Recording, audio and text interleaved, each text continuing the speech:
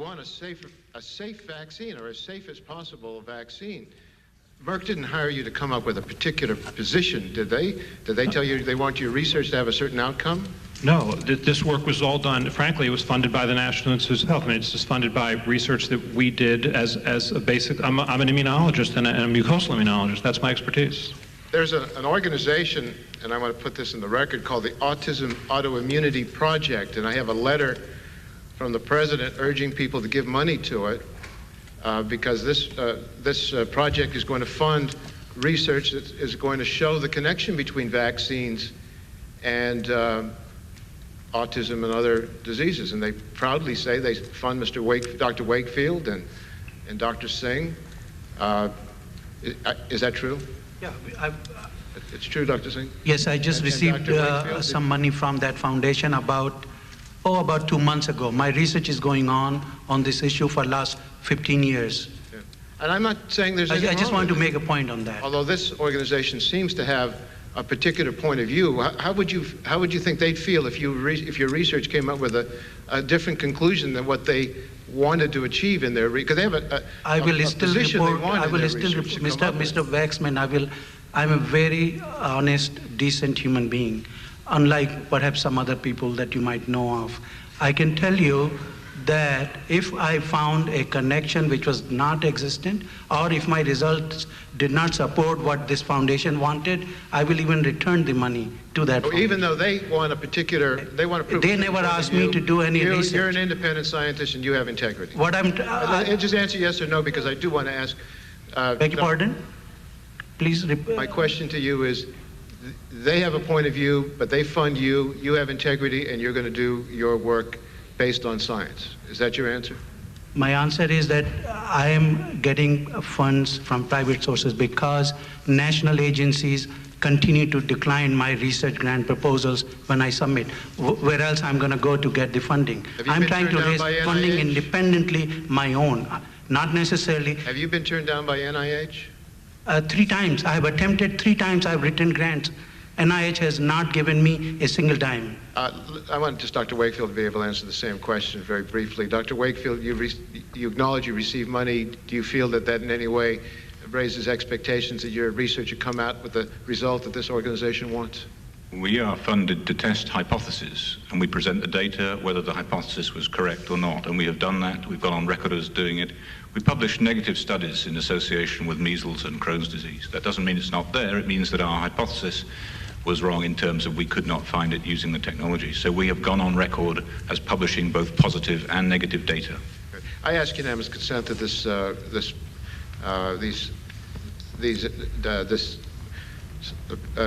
documents without from the Autism Autoimmunity Project be put in the record. And I would note, Mr. Chairman, you're also associated on the board of this group. Without objection, that's no problem. I see this as a little bit different situation. The pharmaceutical companies who are producing drugs, and they do a great job for the country, but they have a financial interest in getting things approved. The Lancet, or not the Lancet, but the New England Journal of Medicine has recognized this in a recent publication. On the front page, they said that they had some people on their advisory committees who had made some comments and made some recommendations that had financial interest, and they hadn't scrutinized it properly, and they apologized for it and said it wasn't going to happen again. And so what I asked Dr. Boyle, and what I'm inferring here today, is that there can be a bias if people are being paid or reimbursed by pharmaceutical companies when they start making a decision or a recommendation on an advisory panel. Now, you said that if they're representing Merck or Bristol Myers or some other laboratory, they will probably excuse themselves from voting, and there may be a requirement for that. That does not alter the fact that they're sitting on that panel and they're talking to everybody else on that panel, and they have influence on that panel, and they do have a tremendous impact on whether or not certain things are approved or disapproved. And I think that that is a conflict of interest. And I don't see why we can't have people on advisory panels who do not have any financial interest whatsoever with pharmaceutical companies when they're approving those, because we're talking about the health of the nation. And that's something that ought to be investigated very thoroughly by this Congress. I mean, we're talking today about autism, but there's something, even or as great at stake here as the autism question, and whether or not the MMR vaccine and other vaccines may be contributing to autism. And that is, are we letting pharmaceutical companies have too great an influence on the decision-making process that affects every one of our lives? You know, right now we're talking about the anthrax vaccine. They're going to inoculate every one of our military personnel, and there's all kinds of questions about the anthrax vaccine, all kinds of them. We've had all kinds of side effects that we've talked about, and I've talked to people who have had them. And the former chairman of the Joint Chiefs of Staff is on that board of that company that makes the anthrax vaccine. And they're manufacturing millions of doses of this vaccine, and every member of the service is going to have to get 6 shots of that. And if the decision-making process involves people who have a financial interest in it, outweighs the potential side effects of any drug, then I think there's something amiss. And so I have great concerns about that, and I would just say to you that HHS and CDC and FDA and all of them ought to take a hard look at whether or not they have people on their advisory panels that have a potential conflict of interest by getting money or something else from a pharmaceutical company that they represent. Now, I'm not saying, I was not trying to impugn the integrity of Dr. Offit, but I did want to point out that he does get money from Merck and gets some benefits from Merck. And so for anybody to say that he can be totally unbiased, you know, is questionable. Now, maybe he would be totally unbiased, but it is questionable.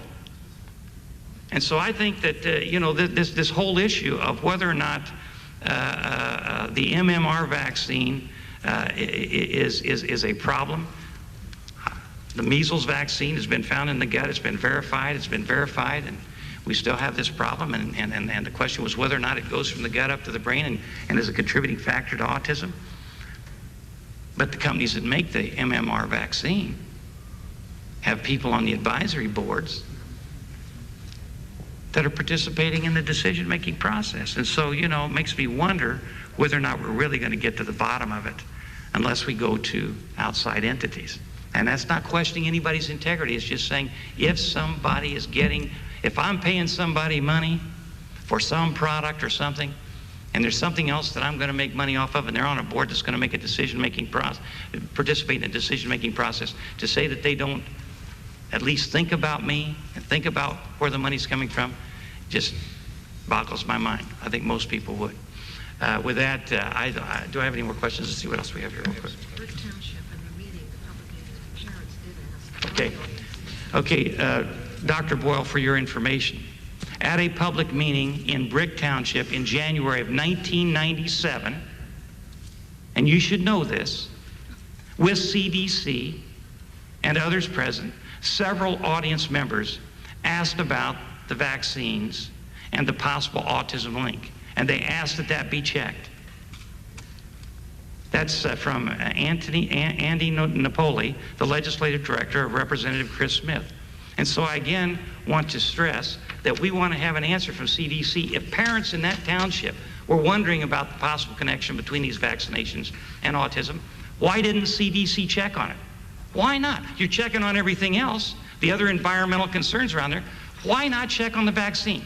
And I submit that maybe, just maybe, it's because the pharmaceutical company that manufactures it had some influence on the people that were in that meeting, and they said, hey, we don't want to get into that. And if that's the case, that's damn near criminal. And with that, I'll be happy to yield back the balance of my time and let Mr. Waxman have his 5 minutes, and then we'll go to the next panel. Thank you, Mr. Chairman. I'd like to have Dr. Spiker come forward, if he would. Dr. Spiker. Spitzer. Oh, Spitzer, S-P-I-T-Z-E-R. I'm sorry. And just, where are you a doctor? How are I'm you? professor of epidemiology at the Faculty of Medicine at McGill University in Montreal. When you came forward a minute ago, you appeared to be reading from a prepared statement. Did you have a statement written out that you read from?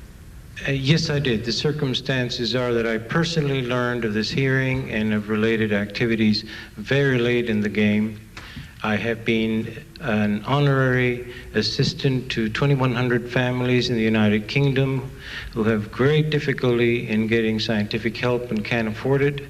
I have chosen on this issue. Excuse me, did you prepare that statement yourself before the hearing? Yes, I did. Okay, and were you contacted, or did you contact Chairman Burton's staff before your testimony?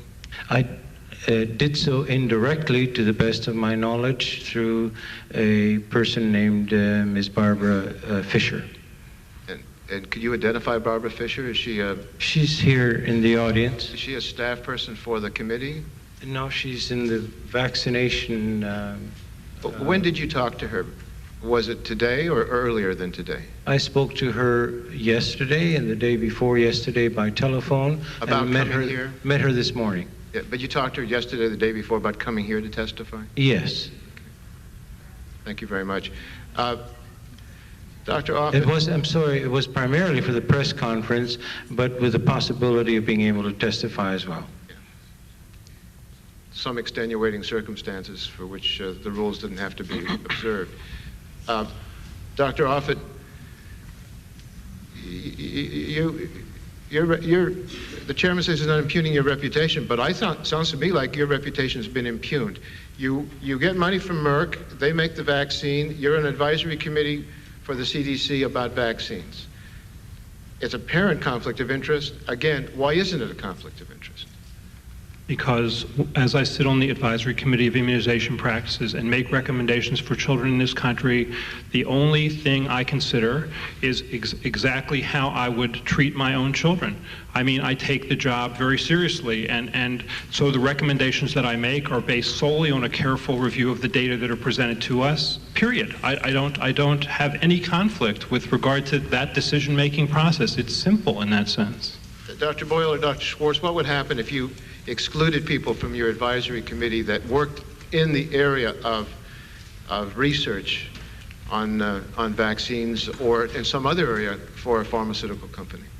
Those with the greatest expertise on vaccines and those who are best able to make recommendations that will protect the health of American children frequently have done research in vaccines. They are the ones who know the issues best and who can make the best recommendations. By including them on the advisory committee, but implementing appropriate controls to make sure that there are no apparent conflicts of interest, the CDC feels that they get the best advice to make the best public health recommendations. How about people who are funded by the Autism Autoimmunity Project? Have you ever heard of that group? The ACIP meetings are all open public meetings. They're all What is ACPI? The Advisory Committee on Immunization Practices meetings are all open meetings and are announced in the Federal Register. If someone from that particular institute wanted to come and to share information or to present to the ACIP, they would certainly be welcome to do so. And would you feel they have a conflict of interest if they're funded by an organization that wants to have scientists establish a certain conclusion? I think the most important thing that we need to consider is the quality of the scientific data and whether those data have been peer-reviewed, whether they've been considered by other scientists, and whether they've been replicated in other laboratories. So you would think the most important thing is that Dr. Wakefield and Dr. Singh ought to disclose if they're funded by this group, and Dr. Offit ought to disclose if he's funded by a Merck. I think disclosure is important, yes. And then you evaluate their science. Yes. Because ultimately what's at stake is the scientific questions that we want answers to. That's exactly correct, in preserving the health of American children. Well, that seems to me should be the goal of all of us, and I hope that hearings like this are to try to get to that result and not simply to further a particular point of view, which could well be wrong, and if it's wrong, as I fear it may be, by advertising this particular point of view and scaring the public, we could see a drop in immunization rates, and we don't know if autism will drop. In fact, we have evidence from Great Britain that it didn't drop when the immunizations did. I'm giving you extra time because I have one more question. I'm allowing you extra time. I'm getting extra time for good behavior. That when we do have an example in the real world of sensational press about this link between autism and vaccinations, vaccination rates dropped, and we knew that caused more increase in measles. but we didn't see any decrease in autism. It's troubling to me, and I appreciate all of the views that have been expressed here, and I hope that we can get an independent group, because I don't think this committee is an independent group trying to reach an honest conclusion. Yield back the balance of my time to the chairman. Let me just make one final comment, and that is that the people who are doing the independent studies here don't sit on any advisory boards that are making decisions on what kind of vaccinations we're going to be giving to the people of the United States of America. The people who represent the pharmaceutical companies and sit on those boards do. That's the difference.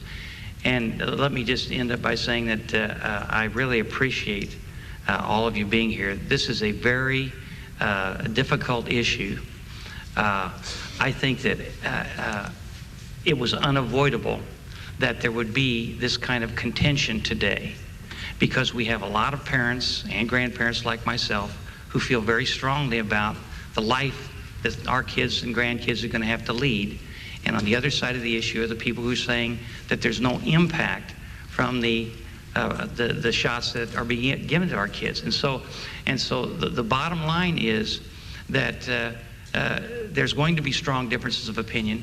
We want to get all those differences of opinion on the record, and then we'll all go out and have a cup of coffee together and debate it in private. But the bottom line is that the American people need to know the facts. Lincoln said, let the people know the facts and the country will be saved, and I think that's just as true today as it was at the beginning of this republic. And so that's been our goal, not to fight with everybody, but to get the facts out and to make sure, and we're all for vaccinations. It's just, do we want to give a child 9 vaccinations in one day? Do we want to give them 31 or 32 or 33 vaccinations between the time they're born and their age 6? Isn't that maybe a little bit overload? That's the whole question. And so I want to thank this panel. We have one more panel. I really appreciate all of you being here, even though we may have some differences with some of you. Thank you. The next panel.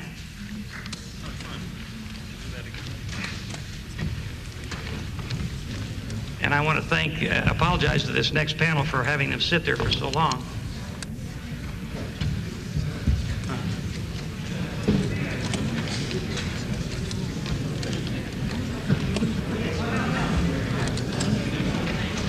Our next panel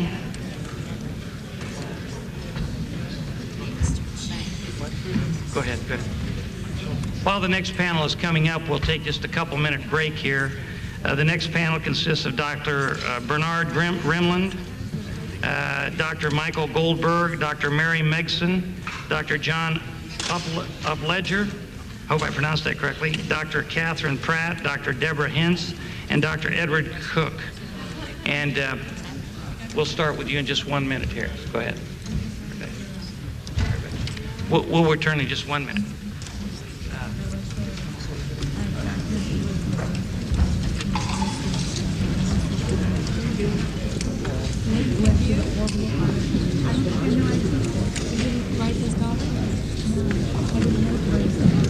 Maybe I did. I just thought it was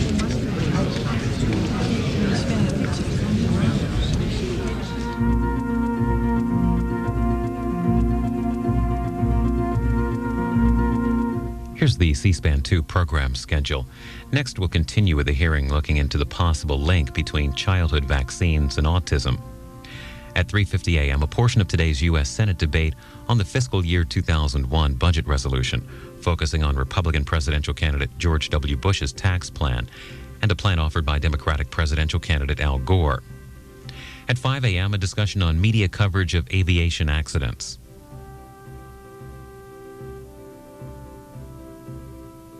Tomorrow morning on C-SPAN's Washington Journal, Maryland Governor Paris Glendening on child safety locks for handguns. Also, Arizona Senator Tim Hutchinson on armed services recruiting at public schools. Washington Journal and your phone calls, weekday mornings at 7 Eastern on our companion network, C-SPAN. Tomorrow morning on C-SPAN, a hearing on the operations of the White House Budget Office.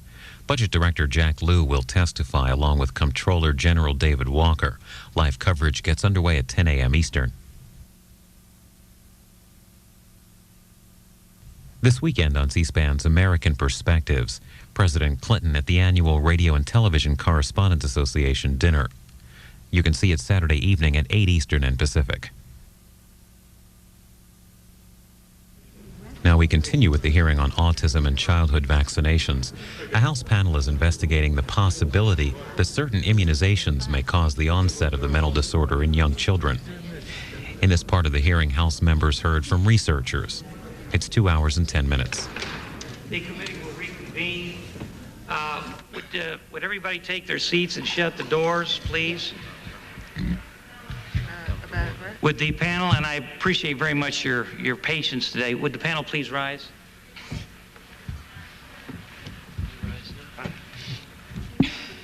You swear to tell the whole truth and nothing but the truth, so help you God? Have a seat. Okay. Okay, we'll start with you, Dr. Rimland. Thank you very much for the opportunity to be here. It's a great honor and a great privilege. I want to start by commenting that there has been a lot of discussion during the past few hours about the supposedly unproven hypothesis that vaccines may cause autism. There's another unproven hypothesis which has been unchallenged and unquestioned, and it's at least relatively so, and it is really a very important hypothesis, and that hypothesis is that vaccines are safe. The real hypothesis that should have been tested years and years and years ago by a lot of much more scientific research than has ever been devoted to it is the proposition that vaccines do not cause damage. The vaccine information adverse reaction reporting system has not been studied. It's not been looked at all carefully, and so therefore the assumption that many people are making is that the vaccines have been looked at carefully for adverse reactions, and they have not been. Another point I want to make has to do with the testimony of Dr. Brent Taylor, who spoke here at the last panel. I was very bothered by the lack of information and the confusing information in his paper.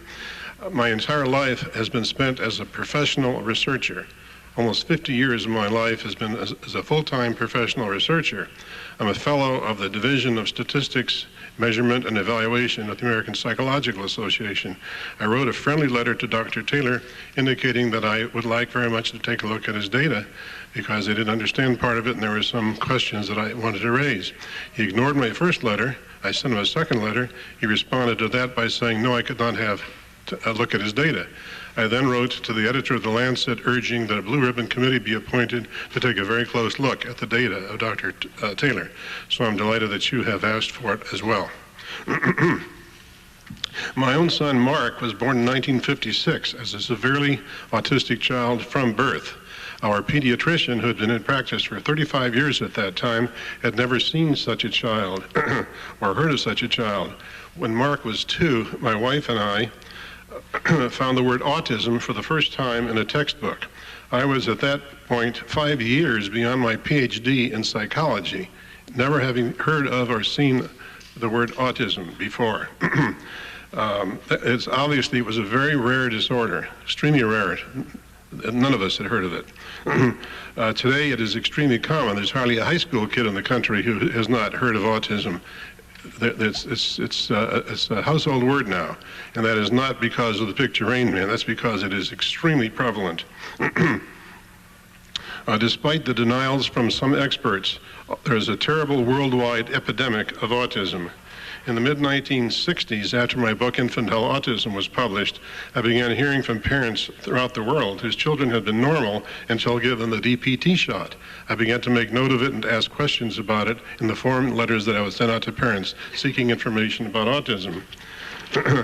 In the past few years, the Autism Research Institute, which I direct in San Diego, has been flooded with letters and faxes about children whose parents say and can prove very well with videotapes and photos that the kids were normal until getting another triple vaccine, the MMR shot. In my view, the evidence is overwhelming that vaccines, especially the triple vaccines, and among the triple vaccines, especially the MMR, can and do cause many cases of autism. It is also alarming but true that 90 to 99% of adverse reactions to vaccines are never reported. There is no penalty for a doctor's failure to report a bad vaccine reaction, so they simply don't do it. Why should they engage themselves in paperwork if there's no requirement that they do it and no penalty for not doing it? This being so, how can the authorities claim that the vaccines are safe, given that only 1 to 10% of the adverse events are ever reported? Doctors must be trained to recognize and required, not just requested, to report adverse events.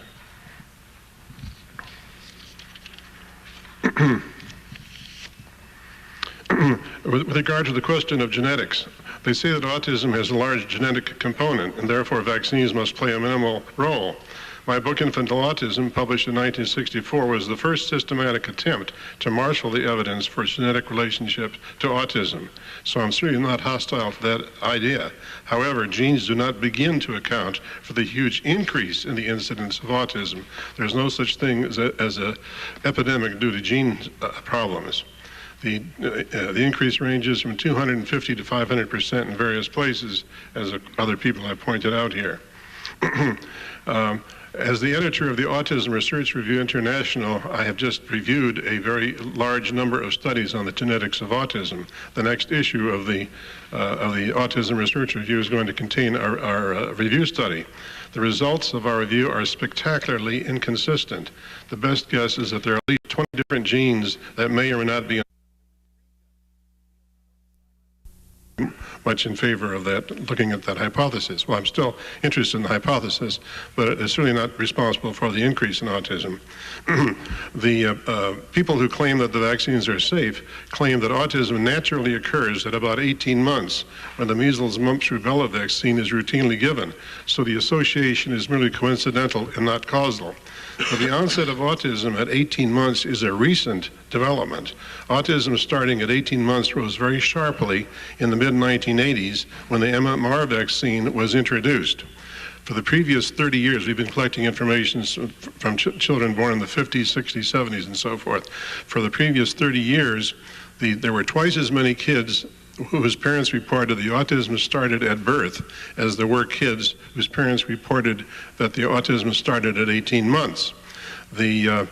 Starting in about the early 1980s, when the MMR vaccine was introduced, those two curves diverged, and all of a sudden, or not all of a sudden, over a period of several years, the number of kids whose autism started at 18 months was then twice as high as the number starting at birth. The last page of my handout, I have a graph that shows those curves based on our records of over 31,000 children in our San Diego Institute.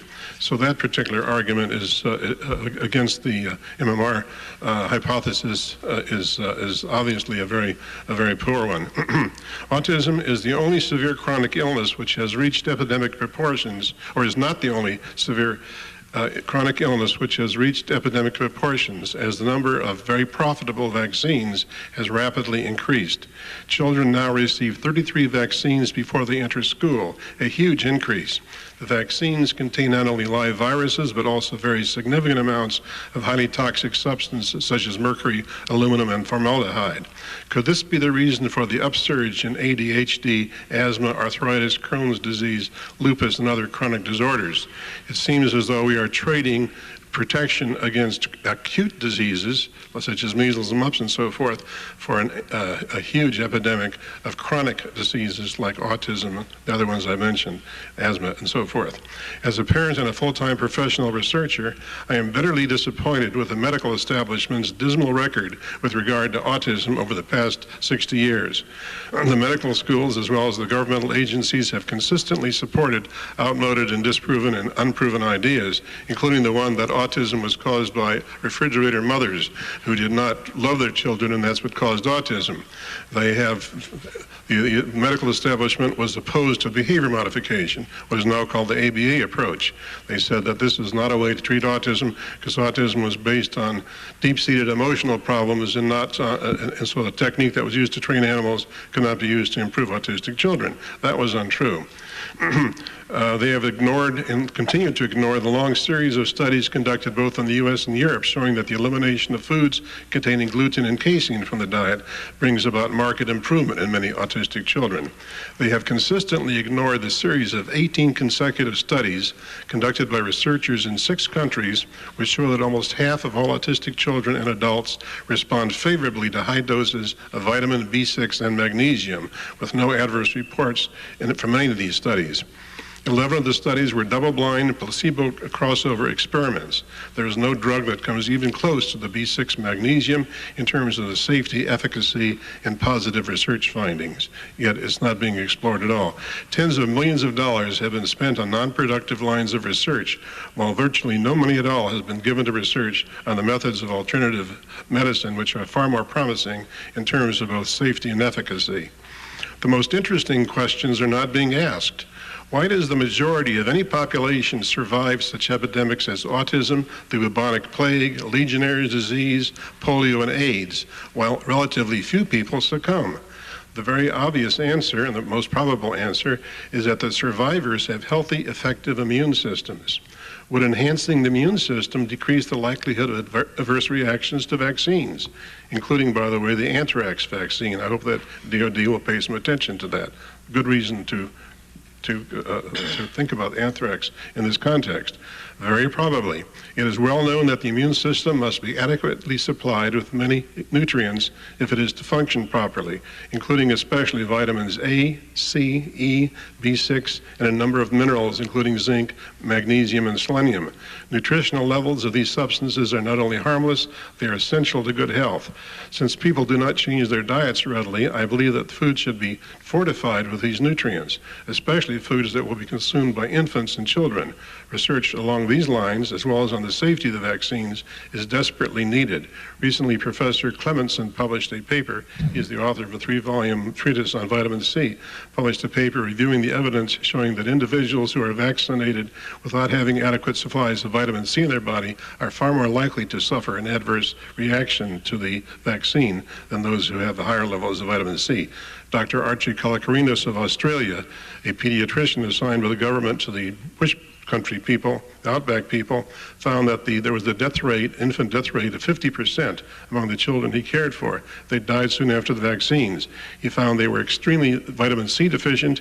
He found that by giving them some extra vitamin C, he could prevent the death.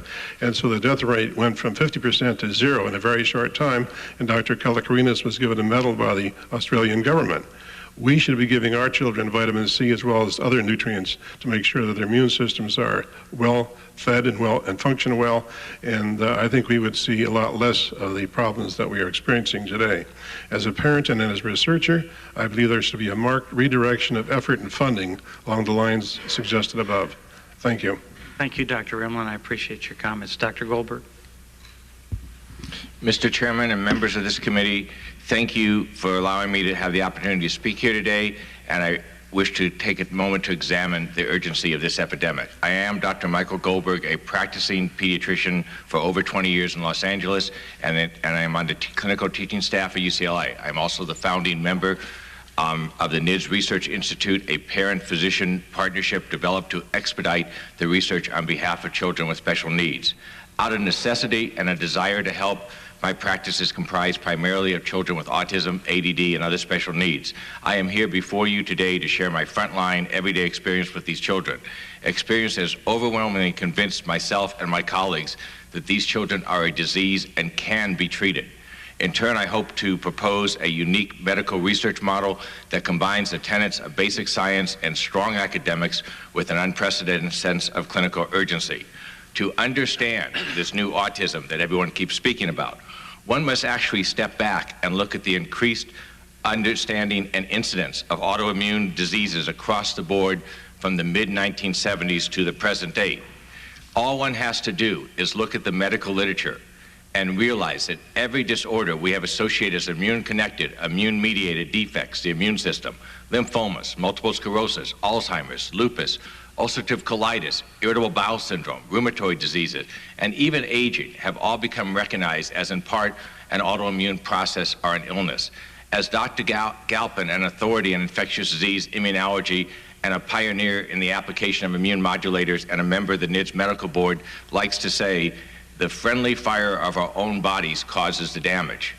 We either have to assume that the increase of these disorders in the human population is mass hysteria, mass psychosis, schizophrenia, and our behavioral developmental disorders as was thought in the old days, or we need to step back and realize that maybe we have a large number of adults and children suffering a disease process that is affecting how their brain and nervous system functions. I have family after family within my new practice in which there is a mother or father with chronic fatigue syndrome, an older child with ADD, ADHD, and a younger child or two with autism, PDD. Unless we assume this is all random, there is unfortunately a logical connection between the above disorders and the rapid emergence of this crisis. We must rapidly realize that all of these disorders result from a treatable disease process. When you look at the factors among the children I am seeing, many of them have low natural killer cells. This is part of the findings being reported in many of those other disorders. Another frequent finding is the presence of active HHV6 virus or other related herpes viruses in some of these children. Similar findings are being reported for various adult autoimmune disorders, and recently, even the Center of Disease Control published an article focusing on our emerging knowledge of HHV6 and related disorders.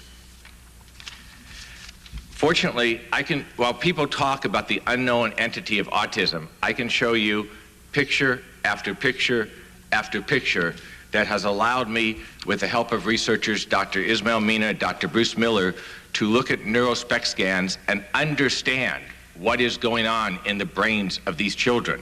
For the majority, there is a decrease of blood flow and function of the temporal lobe of the brain, areas that are consistent with that predicted by neuroanatomists. We have a large collection of scans that show decrease in blood flow that is reproducible, quantifiable. Blood flow corresponds directly to function. When compared to MRIs and CAT scans, they help to confirm no pre-existing damage, but rather point towards a neuroimmune direction etiology.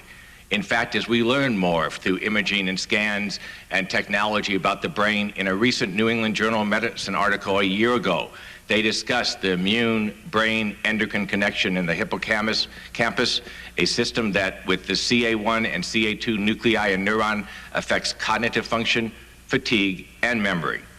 Today, I have come to look upon this as a reversible condition. Thankfully, have many children returned to normal, above normal functioning by combining steps reflecting diet control, a combination of antivirals, antifungal, and low-dose SSRIs.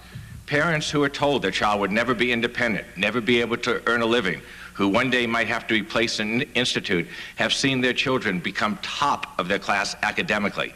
I have children within the practice scoring in the 97th, even the 99th percentile in California and Illinois state testing. The past week, a mother came to me with a 5-year-old child who has been with me about 8 months in the practice. She related an instance where the child went, "Mom, do you want me to pretend I can't talk? Remember when I couldn't talk?" We have so misunderstood and misjudged these children. What harm are we doing to these children as a result? Hopefully, tomorrow, we can see new agents that will let us work better with the immune system. If we can focus a unified effort to identify a subspecialized set of immune markers, that will let us understand which patient is the most likely candidate for which immune agent, separate out this mixed group of children into logical subgroups. In my written submission to the committee, the NIDS Medical Board outlines a hypothesis that's supported by over 60 journal references. This is on children with autism and neuroimmune disease process that is potentially reversible. It is interesting to note that that hypothesis has been reviewed by at least 4 pharmaceutical companies. There are no holes or deficits in that hypothesis.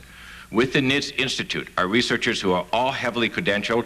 Many are involved in current NIH projects and other activities at the NIH and FDA. Using this technology, their past experience, a computerized database, we can unify researchers in institutions across the country. We can literally pick and choose top physicians and researchers around this country, around the world, to focus on the crisis it has become. For instance, I've been pleased to announce that members of the Mind Institute are hopefully looking at joining in and combining efforts, and my hope would be that many independent groups can focus in a scientific manner at answering the questions being raised by this committee today. Another significant benefit of exploring this disease process with a sense of urgency would be the unprecedented ability to screen children which might be susceptible to vaccines or any other factors which have been implicated as potential roles in subsets of these children. Any injury or loss of a child that could have been prevented remains unacceptable. There is no way to adequately console the parent of a lost or damaged child. If focused correctly, we do have the ability to accelerate understanding and identification of potentially high-risk children. If we can identify these children, adjust their vaccine schedule appropriately, we have begun the process of stemming this epidemic and will have created a preventative health policy that would be part of our collective legacy for generations to come. In 1966, I was a speaker at the Autism Society of America. There were over 2,000 parents and professionals. My wife made the comment, "Where are the MDs?" The medical community had essentially abandoned these children once they became labeled as autistic. The NIDS Medical Board is designed to help logically, academically, scientifically circumvent the expected learning curve as we see physicians coming back into this field, make a radical shift in direction and orientation from what we might have been taught as physicians. I am pleased with you, Mr. Chairman, and members of this committee. These children are supposed to be productive parts of this country's future, not a health cost and burden. These children have the potential for full, productive, intelligent lives, contrary to the old idea that their genetics are not the determining factor. A child cannot develop normally, develop some language, lose it all in any process except a disease. We can apply good, sound science and logic to help solve the crisis now. We must embrace what is literally a paradigm shift in the world of medicine and begin to view autism and other related classifications like we do Alzheimer's disease, cystic fibrosis, childhood cancer, multiple sclerosis. Tragically, if we accept the status quo, we will be sacrificing millions of kids and will likely lose more in subsequent generations. I implore you to investigate the concepts I have introduced, evaluate them, test them, do whatever it takes to convince you that we have a crisis for which inaction is politically and medically more risky than action. I am extremely fortunate to have 3 healthy children and 1 healthy grandchild. I selfishly want the rest of my future grandchildren, all of yours and others out there, to have the same chance. Thank you. Thank you, Dr. Goldberg, and I think you can probably guess we are going to pursue this for a long time. I hope so. Dr. Meeezzles?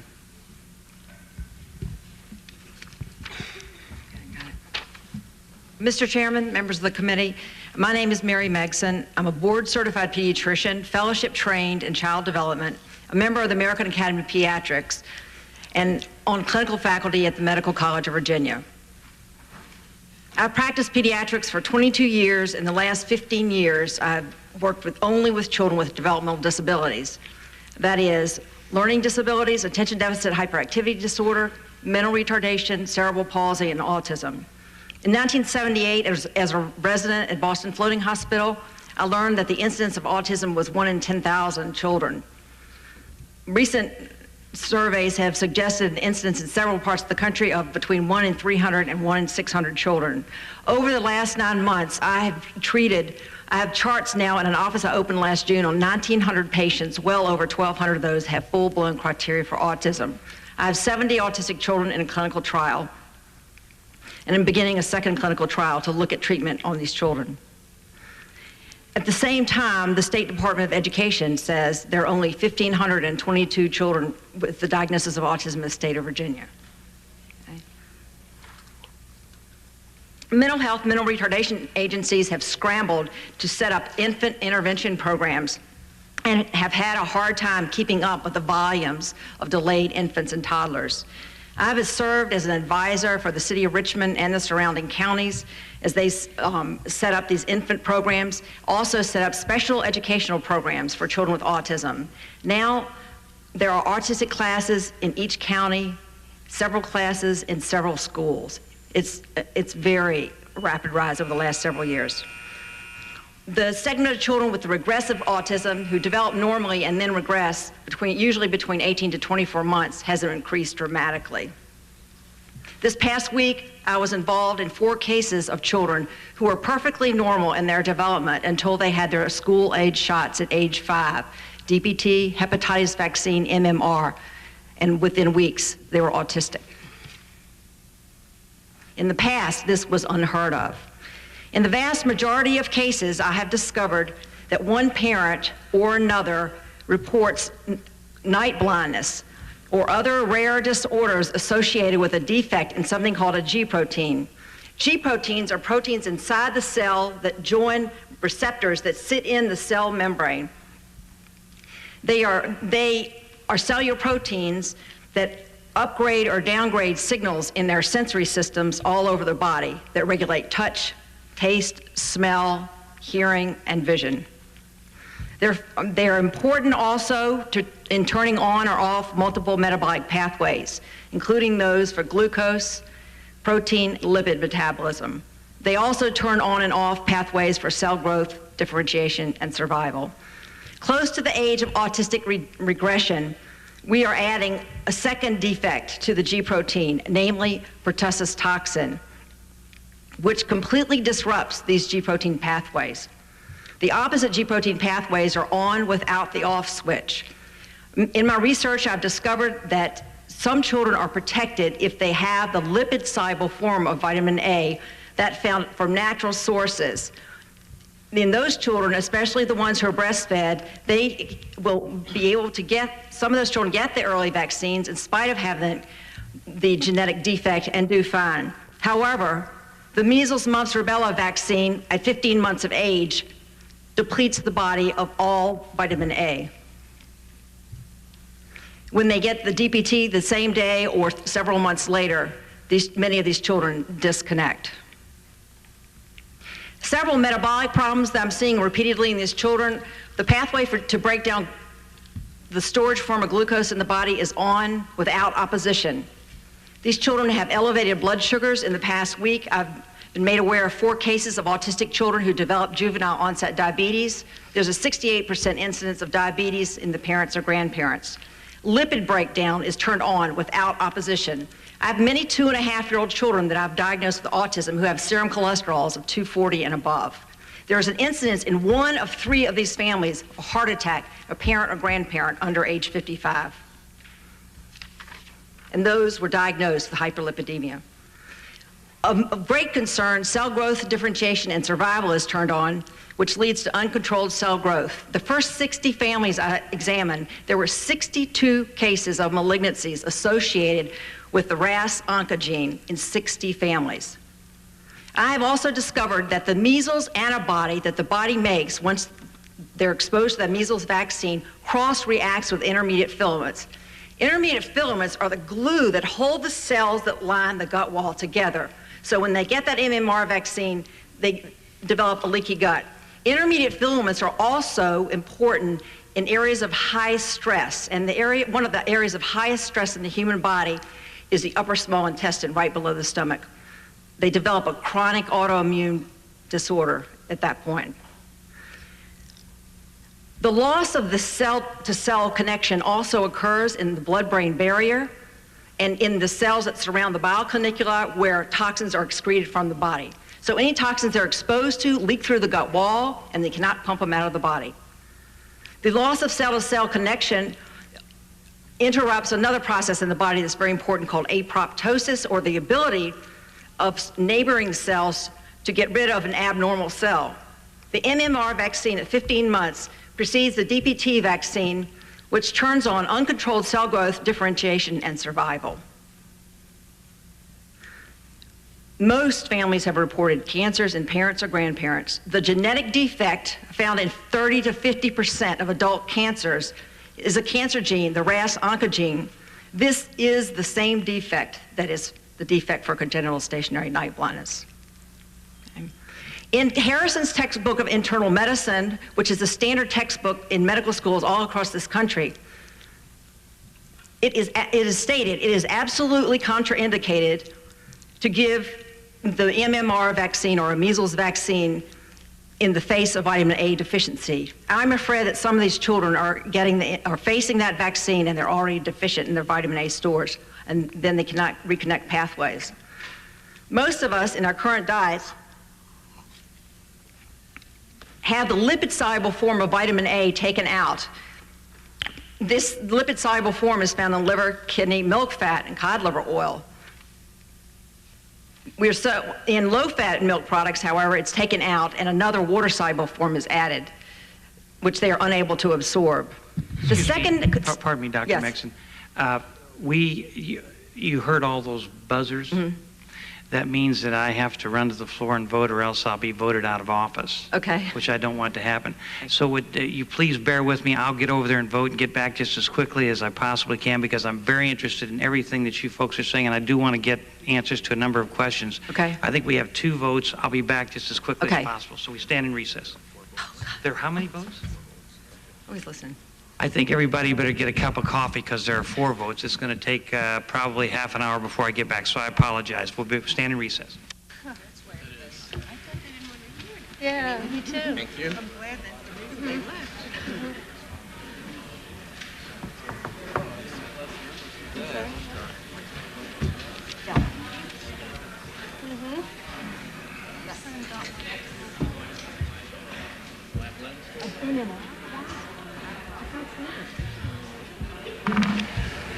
The committee will come to order. I want to really apologize to those of you who've been so patient today hearing all the debate. It must have been difficult for you, but it's also, I'm sure, been entertaining.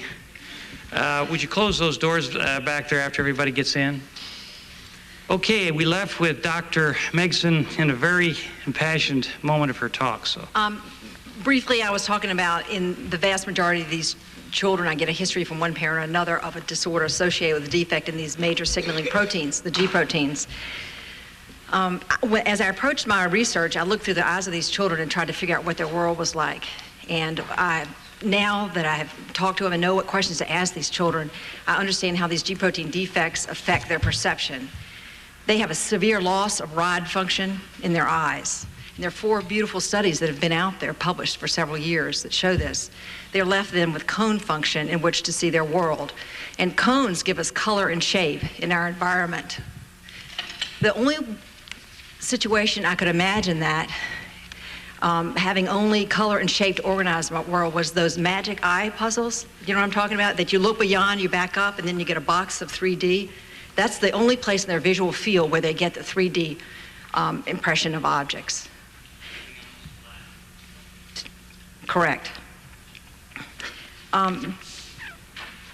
Only then when they look at a box like television or computer or a therapist who's sitting right in front of them do they consistently hear the right words for what they're looking at. So most of the day they're not hearing the right words for what they're looking at because they only have this one area of their visual field where they see 3D. I've treated some adults, and one adult I'm treating in Alabama calls me every week and gives me the measurement of his box as it grows and he gets better. It's really fun. And the other areas of perception and sensory perception are controlled by G protein pathways as well. And adding a second defect to these children who on a genetic basis probably have a first defect changes multiple sensations. Their avoidance of eye contact is an attempt to have light land off-center in the retina where they have some rod function. So when they look at mom, when they look away from mom, they're actually looking at mom. And we make them force their pupils directly in front of us. We're making them look away from us. And on this form of vitamin A treatment, within days, they look right at you. The other things that happen in these children, suddenly mother's touch starts to feel like sandpaper on their skin because of modulation of touch. Common sounds sound like nails scraped on a blackboard. And these are words that autistic children have given me as they've gotten better. We think these children cannot abstract. We're sinking them into the middle of an abstract painting at 18 months of age, and they're left trying to figure out when the language they're hearing is connected to what they're looking at the same time. This defect for congenital stationary night blindness is on the short arm of the X chromosome, which explains the male to female ratio autism, and it affects the cell membrane calcium channels that Dr. Goldberg just referred to in the hippocampus. These are the NMDA glutamate receptors in the hippocampus. These pathways are where major pathways processing language cross from the left side of the brain to the right. Pathways then go back through the hippocampus. The frontal lobe is where Attention is added, executive function, inhibition of impulse, and all social judgment. When stimulated, these NMDA receptors, through their G proteins, stimulate other receptors in the nucleus of the cell, right there in the hippocampus. These receptors were discovered by Ron Evans in December 1998. In the animal model, when they are blocked, the mice are unable to learn or remember changes in their environment. They act like they have significant visual perceptual problems, and they have significant spatial learning deficits. Okay? Of great concern to me is that when the hepatitis B virus was initially isolated, the protein sequences were isolated, inserted into the gene for one of these vitamin A receptors, RAR beta. This is the critical receptor important for plasticity and retinoid signaling in the hippocampus in this area of major pathway intersection. This is what we'll have to look at the vaccine and see if there's any defect being produced by that related to the recent increase in autistic spectrum disorders. What I'm treating these children with is the natural lipid-soluble form of vitamin A. I'm giving their recommended daily allowance only of vitamin A in the form of cod liver oil to bypass these blocked G protein pathways and turn on these central retinoid receptors. In a few days, a lot of these children look at me, focus, they regain eye contact, and they talk about their box of vision growing.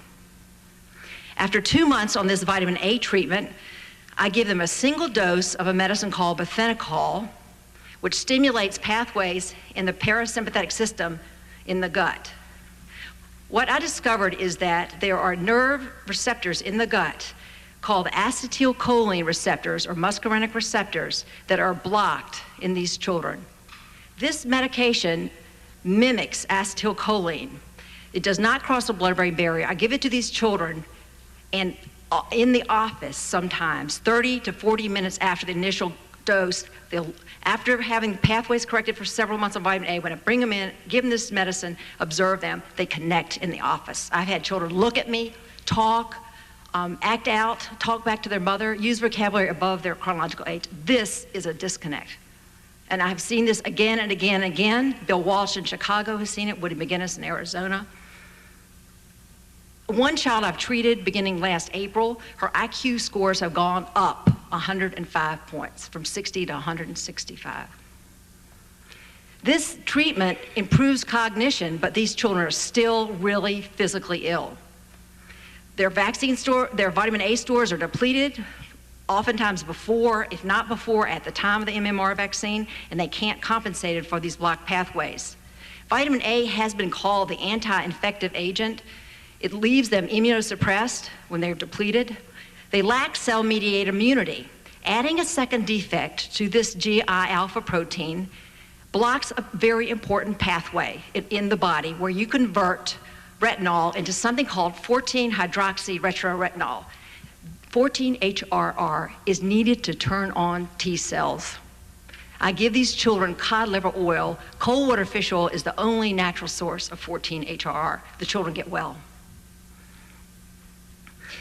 The parasympathetic nervous system, which is blocked in the gut, is part of what I call the peripheral nervous system. If we think of the nervous system as having two major parts, the central nervous system is the brain and spinal cord.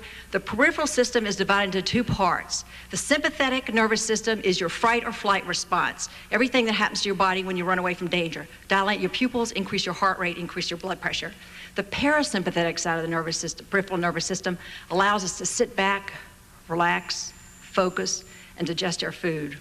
We are blocking the parasympathetic side of the nervous system, and these children are in fright or flight all the time. I've asked someone to bring these panels out so you can look at these children and look at their faces.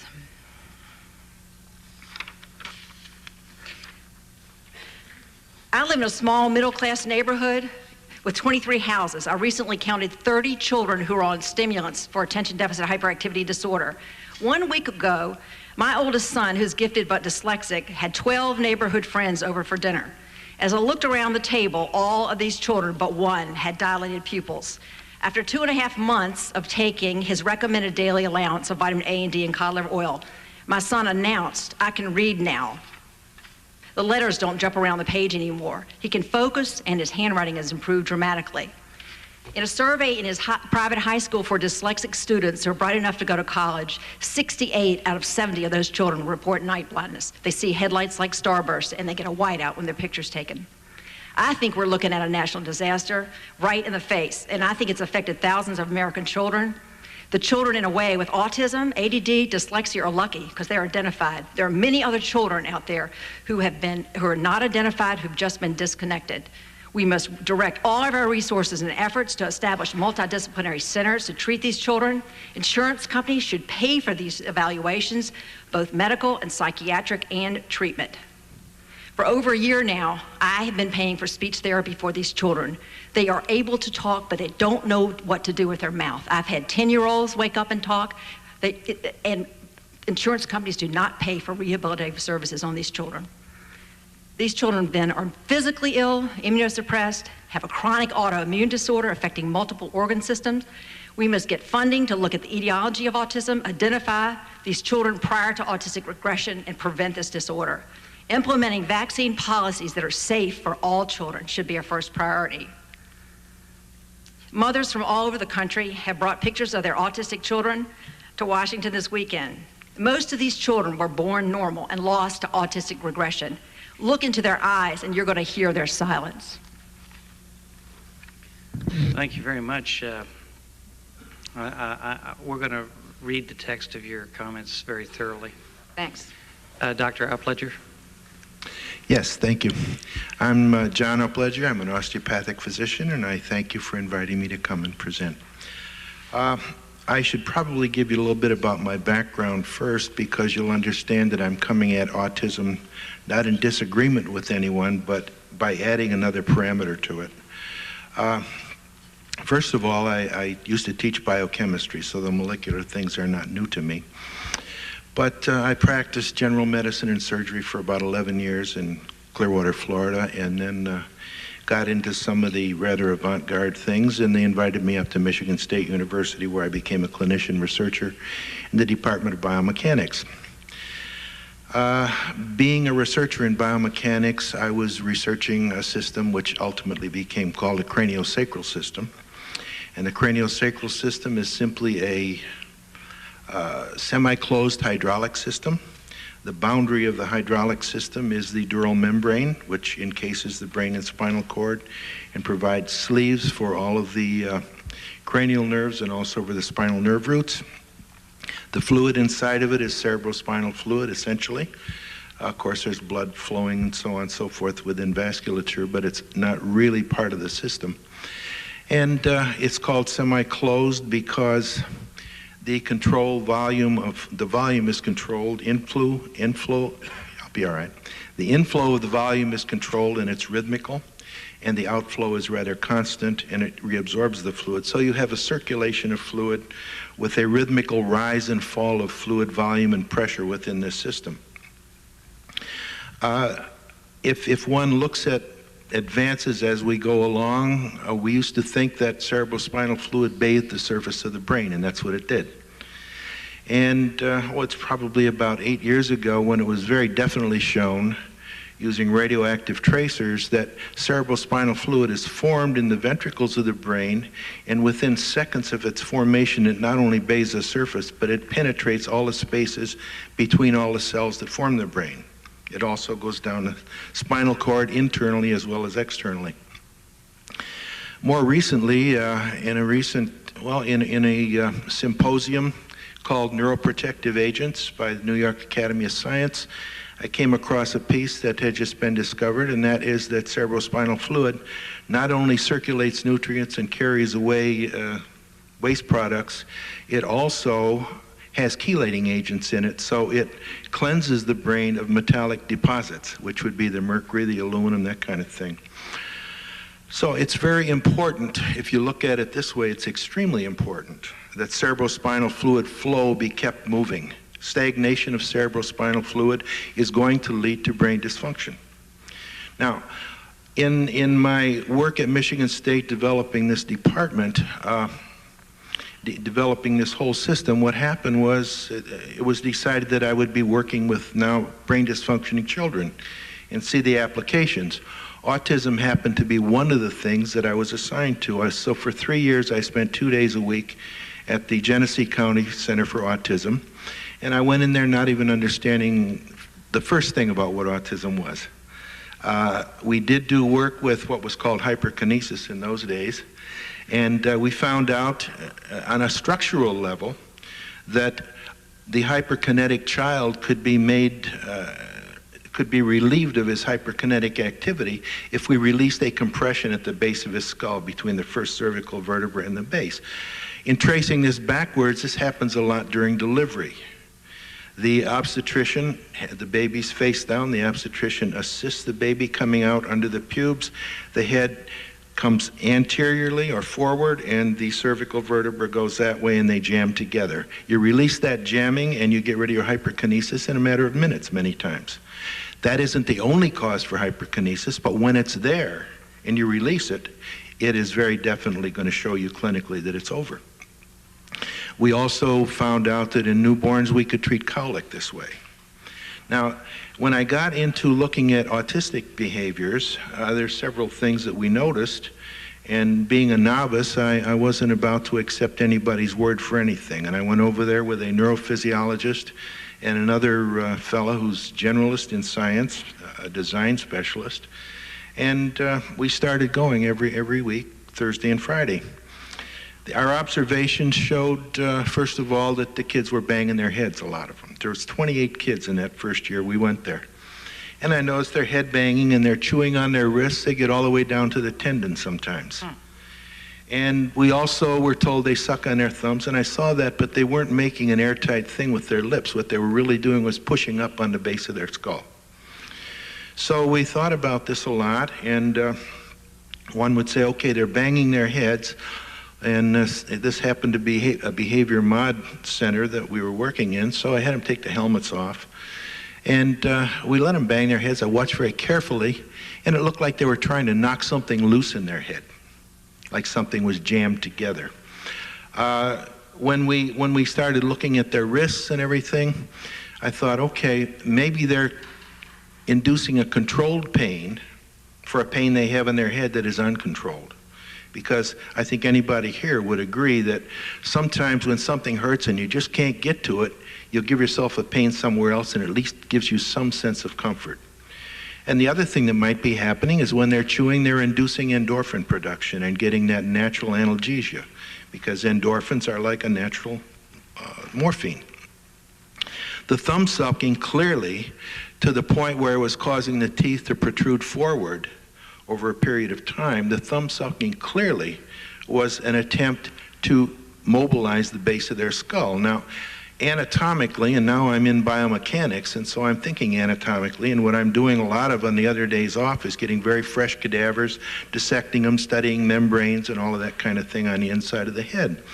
So I'm tying these two things together, and so we began to get the idea that the cranial rhythm, or the movement inside that head, was not giving the amplitude that we were looking for in other children.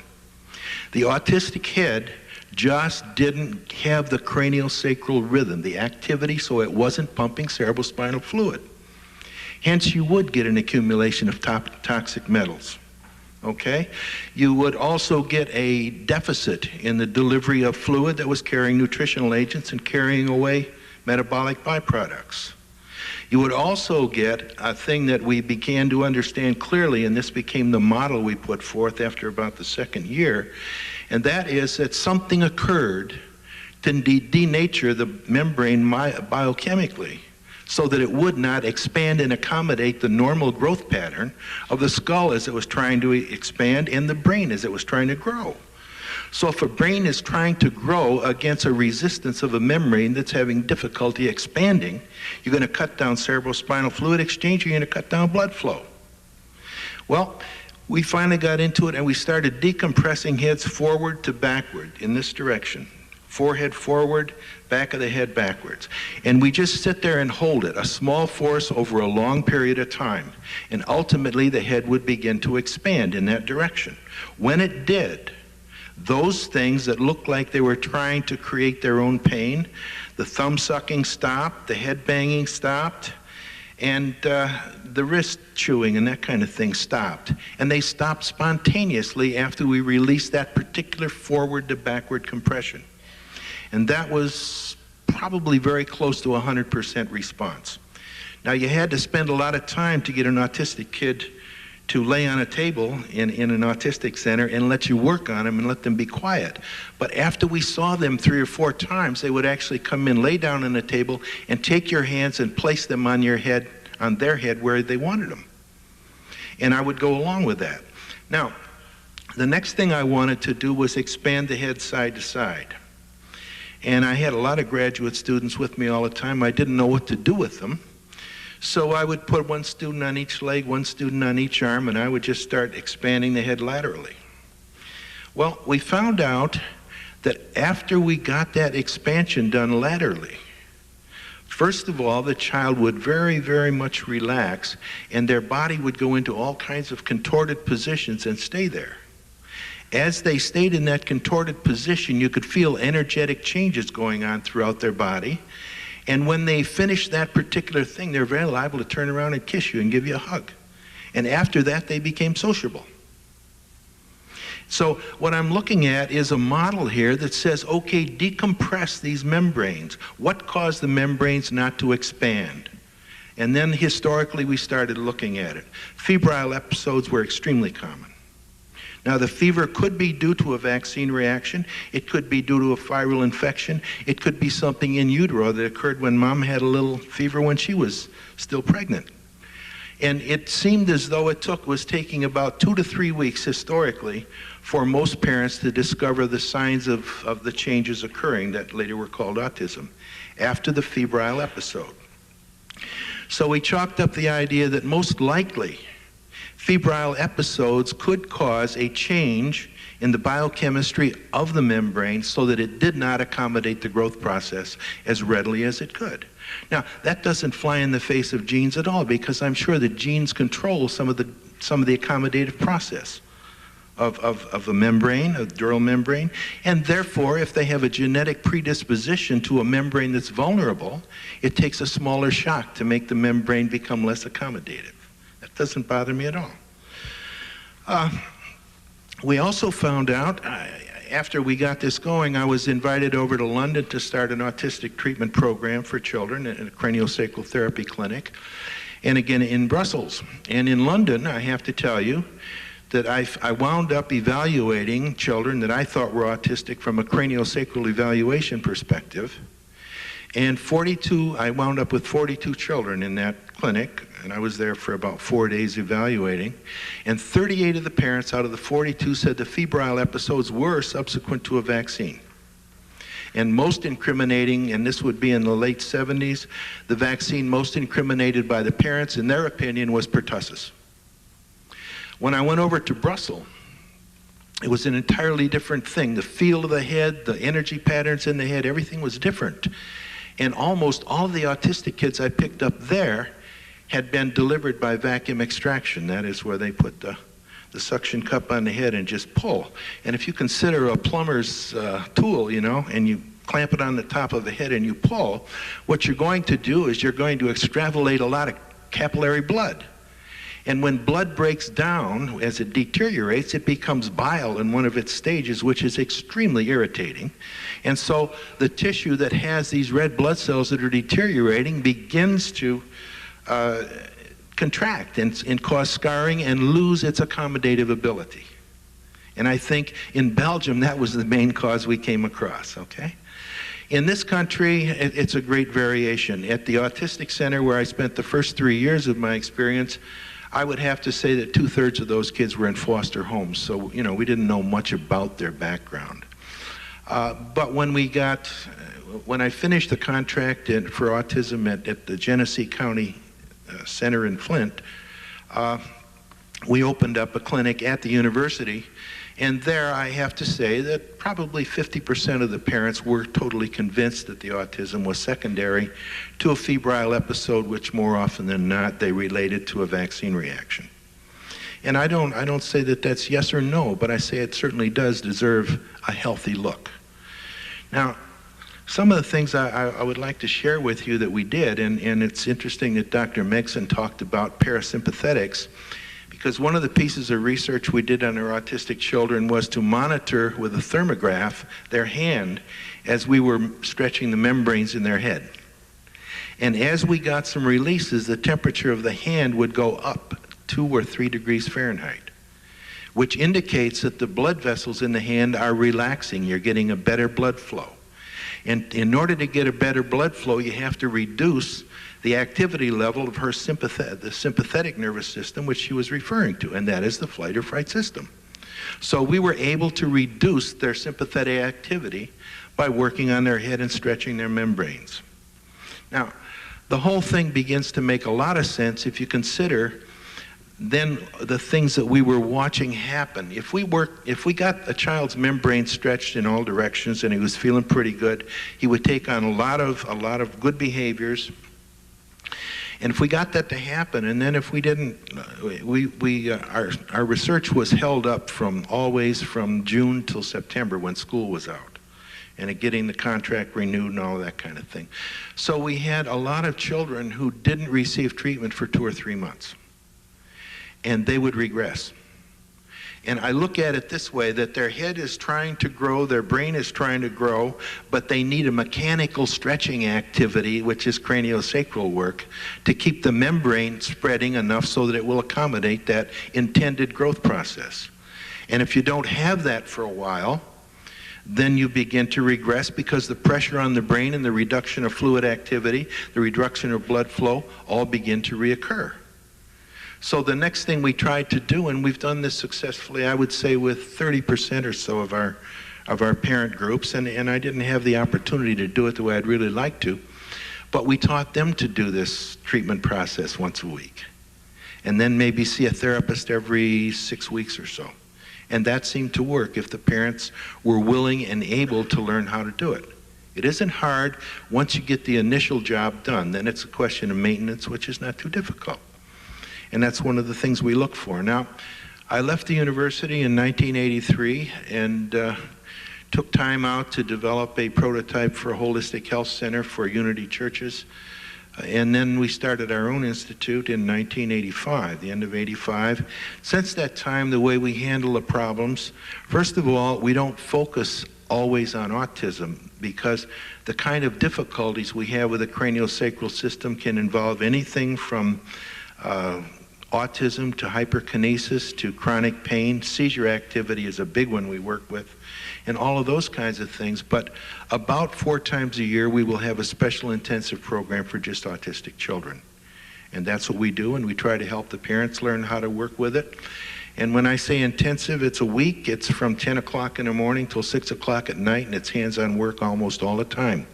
During that week, we get things pretty well taken care of. And I don't think we've had a child yet who didn't show at least 50% improvement during that period of time, and most of them do a lot significantly better than that. That's about where I am. Very good. That was a very good lecture. I enjoyed that, and we will. Thank you. We will have some questions about whether or not any of our health agencies have picked up on your procedures. Dr. Pratt. Mr. Chairman, thank you for the opportunity to present testimony today concerning autism treatment options and research. I'm here today kind of in multiple roles. First as director of the Indiana Resource Center for Autism, located at Indiana University's Indiana Institute on Disability and Community, and as a board member of the Autism Society of America. I would like to commend you and thank you for holding these hearings. I think for too many years the voices of some of the children you see on the posters have not been heard, and this gives them a wonderful opportunity to be heard.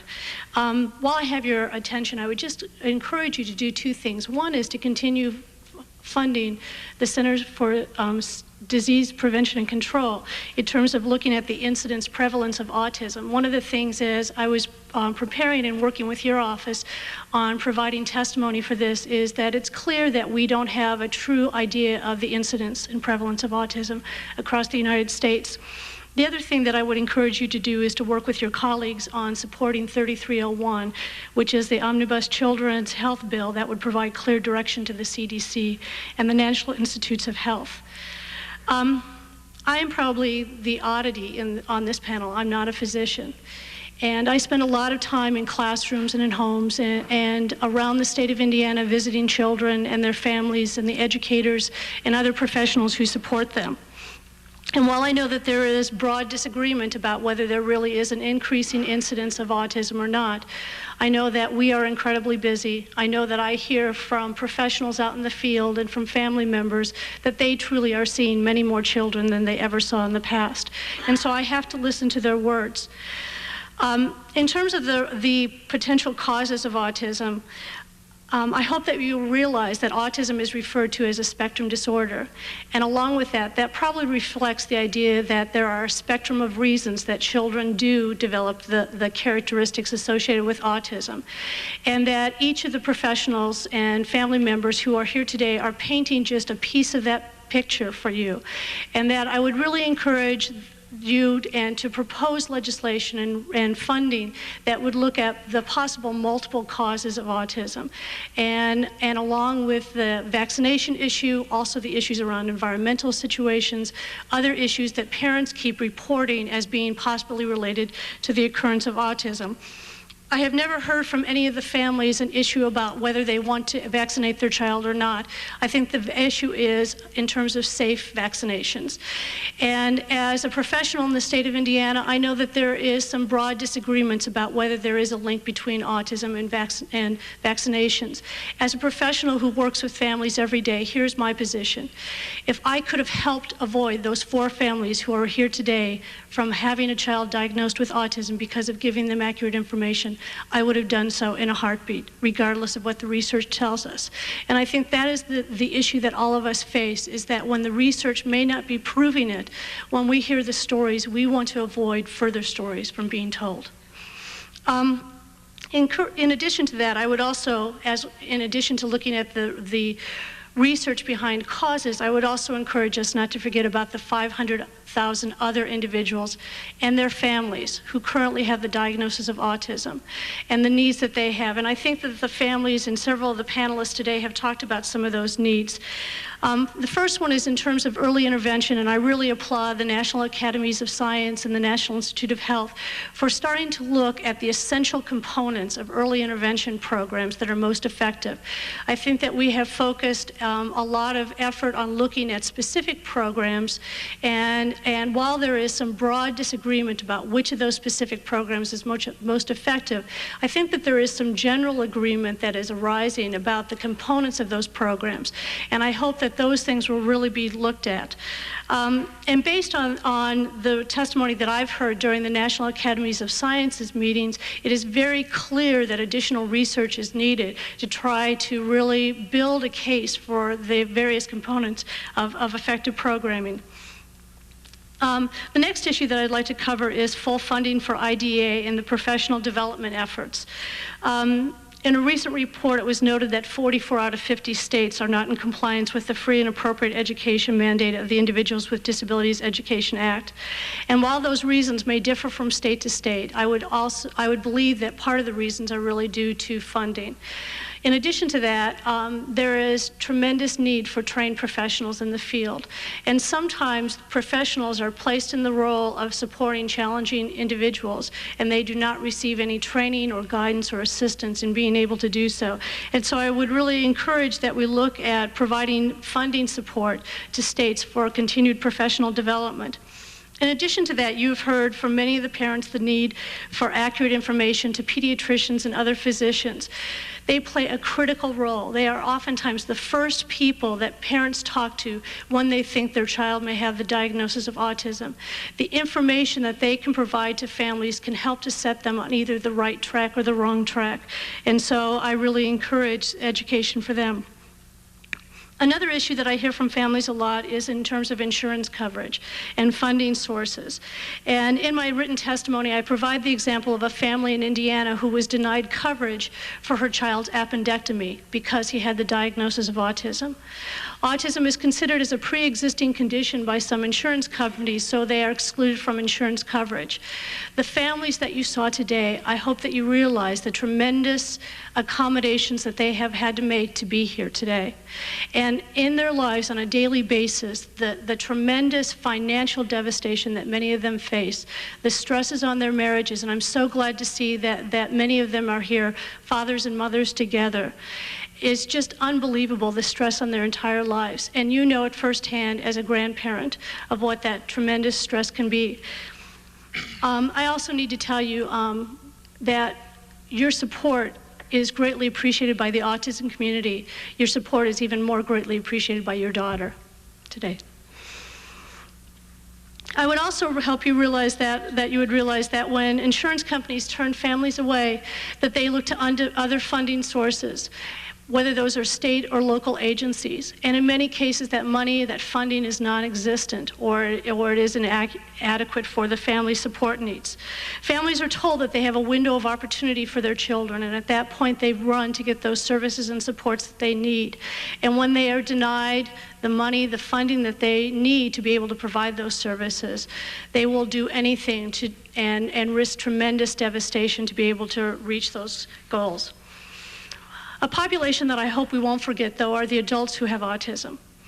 And we have a high percentage of individuals who remain unemployed, very competent and talented individuals with autism who are unemployed, others who are underemployed or are in jobs that really don't match their talents and skills and interest. In addition, for many of them, they would choose living options that are only a far-off dream, to live in the community, to have access to the same rights and privileges as every other citizen of the United States. And while progress has been made in this area, much is still left to do. While I commend the committee for taking this opportunity to listen to families today, I also urge you to support authorizing legislations and appropriation provisions that would further the state of autism research. And while much progress has been made, remember that there is still much to do. Thank you. Thank you very much, Dr. Pratt. Dr. Hertz? Mr. Chairman, I'm Deborah Hertz of the National Institute of Neurological Disorders and Stroke, or NINDS, at the National Institutes of Health. I have been asked to appear before you today to give the committee and the families of autistic individuals who are here a sense of what we've learned from research, what we hope to achieve, and I want to explain that we at the NIH share the sense of urgency that autistic individuals and their families and advocates feel with regard to unlocking the mysteries of this devastating disorder. As a physician who takes care of children with neurological disorders, including autism, this urgency has a particular intensity for me as well. By presenting information about a broad array of NIH autism research activities, I will try to convey to you the strong commitment of the NIH to increasing our knowledge about autism, what causes it, how best to diagnose and treat it, and we hope not too far in the future, perhaps even how to prevent it. I would also like to tell you that over the last 5 years, the total NIH funding for autism research has nearly quadrupled. It was $10.5 million in fiscal year 1995 and $40 million in fiscal year 1999. We now know that autism is much more common than we previously thought. Estimates vary widely, but recent studies suggest that as many as 1 in 500 people may be affected by some form of autism. Recent reports suggest that the number of children with autism may be increasing substantially. It is not clear whether the reported increases can be accounted for by improved or expanded diagnosis or by the increasing availability of services for autism and the trends of that prevalence over time. The NIH recognizes the pressing need,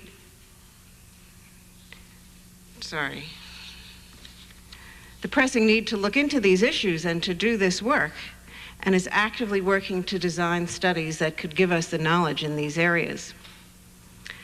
Accurate and consistent diagnosis of autism is one of these difficult areas.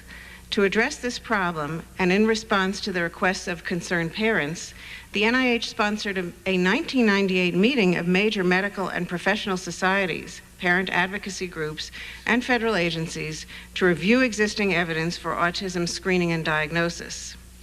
Based on the assembled research evidence, a consensus statement is near completion as a practice parameter, which is a professional guideline for recommended procedures, criteria, and timing for screening and diagnosis in autism.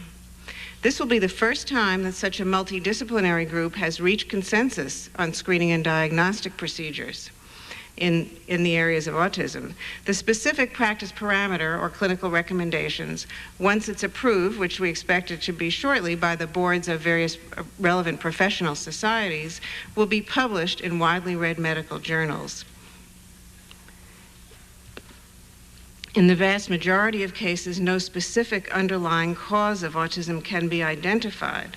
A variety of genetic, metabolic, infectious, and unknown factors may be important.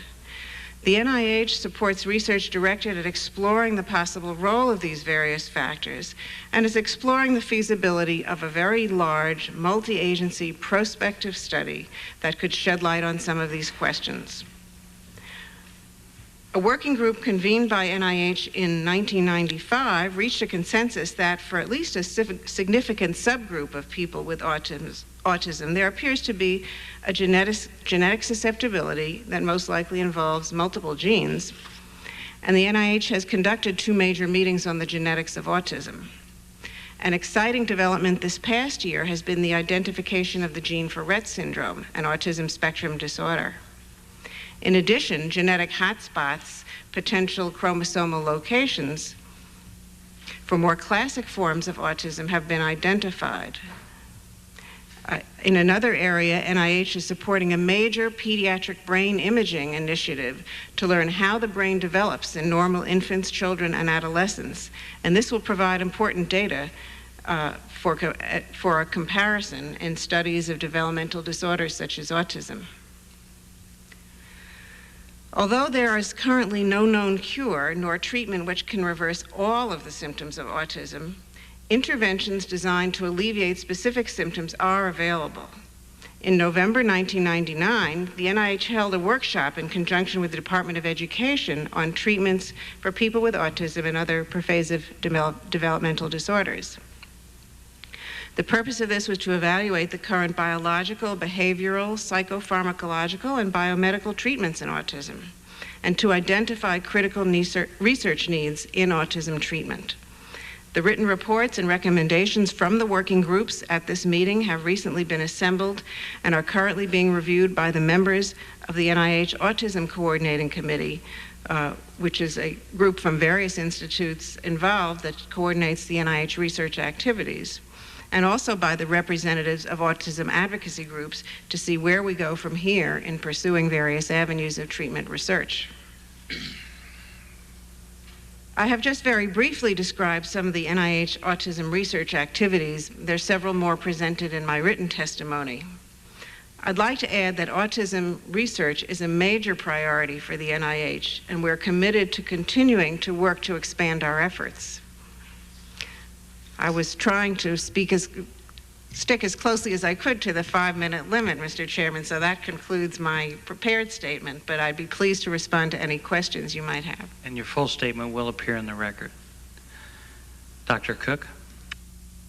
Thank you, Mr. Chairman, for the opportunity to testify on the topic of autism. I'm, as some have before, speaking as someone with 3 hats. Actually, first is the brother of the late Kenneth Wade Cook, who had many of the problems of children and adults with autism. I'm also speaking as a child and adolescent psychiatrist who cares for many patients with autism, and as a biomedical researcher trying to increase our knowledge of the causes of autism and, above all, to try to increase our ability to treat this devastating disorder. It starts with me recalling being an 8-year-old boy with a 2-year-old brother that my family had just realized was not developing normally. I remember the pain of my parents vividly. I further recall that we went to a meeting where, to my recollection, I won't speak for my parents, we were told that it was known from theory about what was known to the brain at that point, that patterning, a way of moving the arms and legs, a special diet, rebreathing through a mask, and related methods still practiced today in various forms would cure his problems. I remember our family being skeptical for the beginning of that meeting. However, by the end of the meeting, we and the other families in the group were sold on this treatment because it was too painful to accept what we knew was happening. If there is anything I have not forgotten, it is that hope is something essential in working with children with severe challenges, for the children, for the families, and for all of us. I am very thankful to those who are interested enough that far back in children with developmental problems to spend so much time with my brother and my family and be with us. They knew that providing us the tools to work to teach my brother the basics of communication and motor skills was very helpful, and I suspect that many of them were practicing this method for the same reason we were. They simply had to try. I could complain about the 5 a.m. mornings in which as a child it was physically exhausting to perform the patterning, but I'm sure it was good training for being a physician scientist or perhaps a congressperson. However, I'm not pleased that there wasn't more time spent teaching me to play with my brother instead of trying to teach him to read just to show that their method was working when it wasn't even close to being an appropriate next step. Our family learned, we started out, but we continued to learn and accept and love my brother deeply. I would like to add that at this time, the preferred professional response was to tell you to put your child away at birth.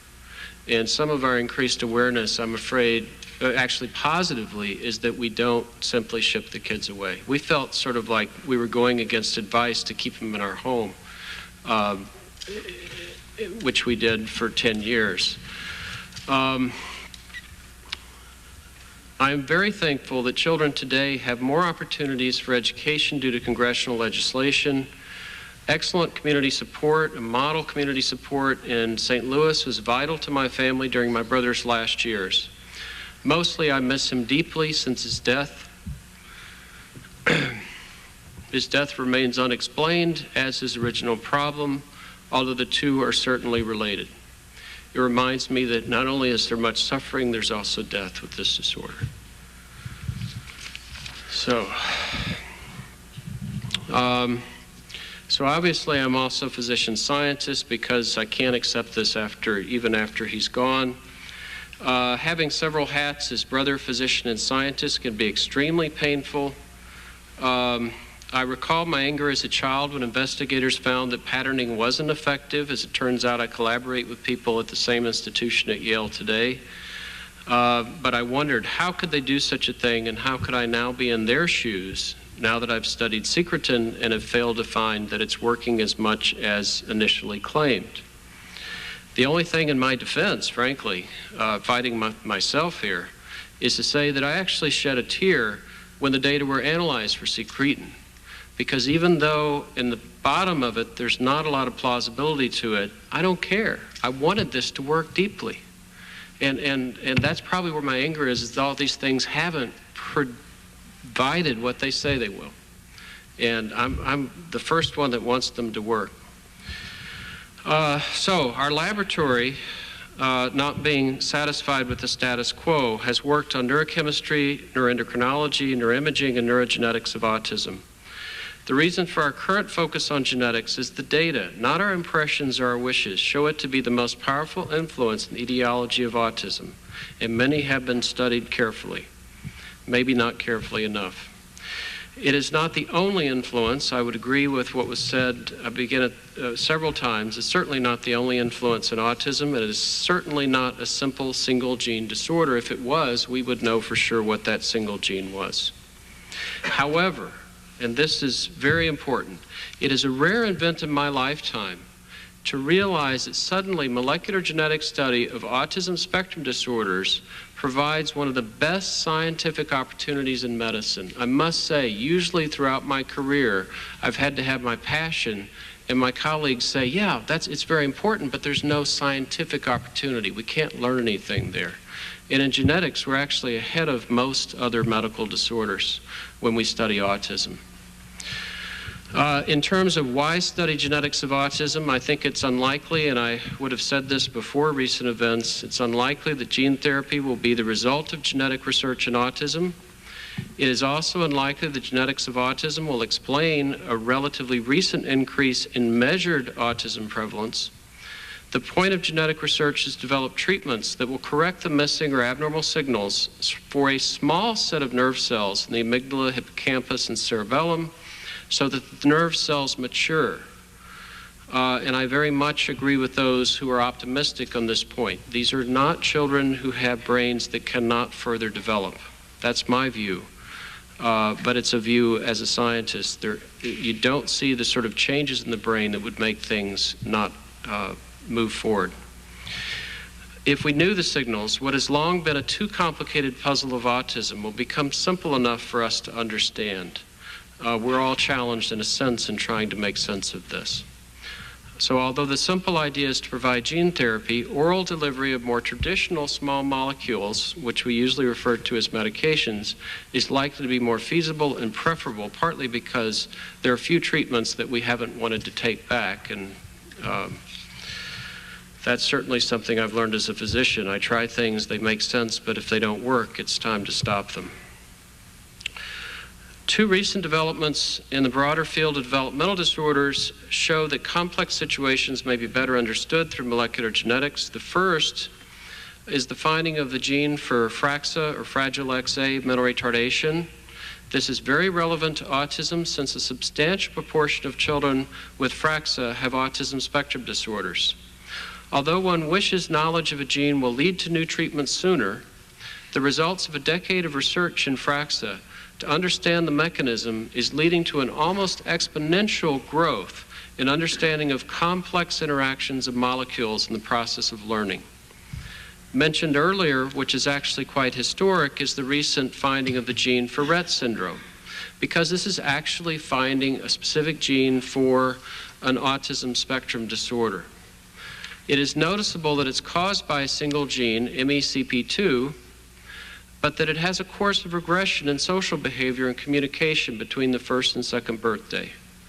Knowing the gene has led to a breakthrough in a systematic approach to investigation of Rett syndrome in terms of how it affects in the development of the brain, and this is going to, it already is moving us forward. Although we don't know the specific genes involved, and I would agree with that, it's definitely something that's personally frustrating to say. Several groups have been finding evidence that an extra part of chromosome 15 leads to a high risk for autism, especially if inherited from the mother. Believe me, based on the history of autism, if I could have it come out another way, I would. But this is simply the origin of the chromosome, has nothing to do with the mother's behavior as the theory went in the past. Although this is responsible for less than 4% of cases of autism, these, what are called 15q11, q13 duplications, like Rett and FRAXA, are helping us to understand autism with regression, because all three of these often have this as a component more generally. Several laboratories, including our own, are searching for a gene in this region as an example of our concern in genetics about not wanting to waste precious resources. The probability at this point of there not being a gene in this region is about 5 in 100,000 with the most rigorous blinded studies. But we're not sure yet. And that's just the way it has to be, because we may go and expend our resources in the wrong direction. We're close to sure at that level. Of course, the problem is we'll have to get beyond regions with likely autism genes to actually finding the specific changes and then getting on with the work of using the information to improve treatment, because that's the point. So it's a good thing there are people doing excellent clinical research and trying to improve educational and other interventions while we are working out fundamental causes with many others. However, it's important not to think we have more of an effect than we can back with controlled data. History of autism teaches us that zeal without skepticism may have negative consequences. The first is blaming mothers, and the second was false accusation of fathers of children with autism of abuse when their children were being given facilitated communication. That was probably the biggest problem that we had last decade in terms of things that on the face of them shouldn't have bad consequences but did. The challenges of autism research are obvious in terms of needs. I mostly want to thank Congress for the appropriation of increased funds for biomedical research generally. All of the pertinent NIH institutes are now actively engaged in support of autism research. A simple statement of needs is there are many important and feasible questions about autism not able to be asked with current resources. There are not enough well-trained researchers in the field, partly because, in spite of the figures that they've increased, I think I question that it was much more than 0 5 years ago. Most importantly, questions that are being asked efficiently, such as in the area of molecular genetics and others, are not being answered at an optimal rate given current finding in this area. And that's not okay for me because my patients are aging with me and more are being born. Again, I'm not criticizing the funding, but pointing a statement of scientific opportunity that we don't want to miss. And I thank you for the opportunity to communicate. Thank you, Dr. Cook. Let me just start the questioning with you real quickly. Do you subscribe to the theory that part of the problems of kids getting autism is caused by the vaccines? I guess that's a direct question to me, having evaded that. Yes. I mean, I've heard more today than I knew before I came. I didn't specifically address that because I have not directly studied the question. As I see the data at this point, the data do not support the idea that vaccines cause autism. As someone who studied secretin as an example, I realize that I cannot prove the absence of something. For example, in secretin, all I can say is that I've proved the absence of it for myself. If somebody else wants to come and only treat a certain kind of child in a certain kind of setting, then perhaps our work will have helped them. What would you think, Doctor, of taking a hard look at what Dr. Wakefield and Professor O'Leary and Dr. Singh had the conclusions they had come to with their research? What would you think? I mean, I know you work in genetics, but what would you think about looking at their research? Well, in some ways I work in the area of clinical trials. And so I can comment to why they fail to convince me that there's a connection. They have raised the possibility of a connection, but there's several areas in their logic that doesn't come together. And it may be that if they were up here, they would say, yes, those are gaps we have to fill.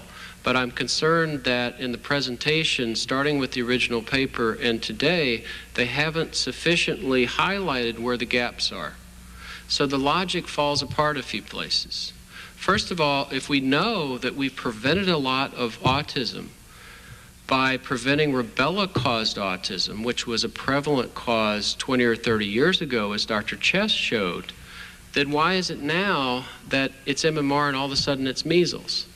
Okay, now if someone is so much pleased, and I must say it's fairly fancy methodology, in terms of pulling the measles virus out, why not show that they can pull the measles virus out from the vaccine, differentiated genetically from the measles virus that would occur without the vaccine?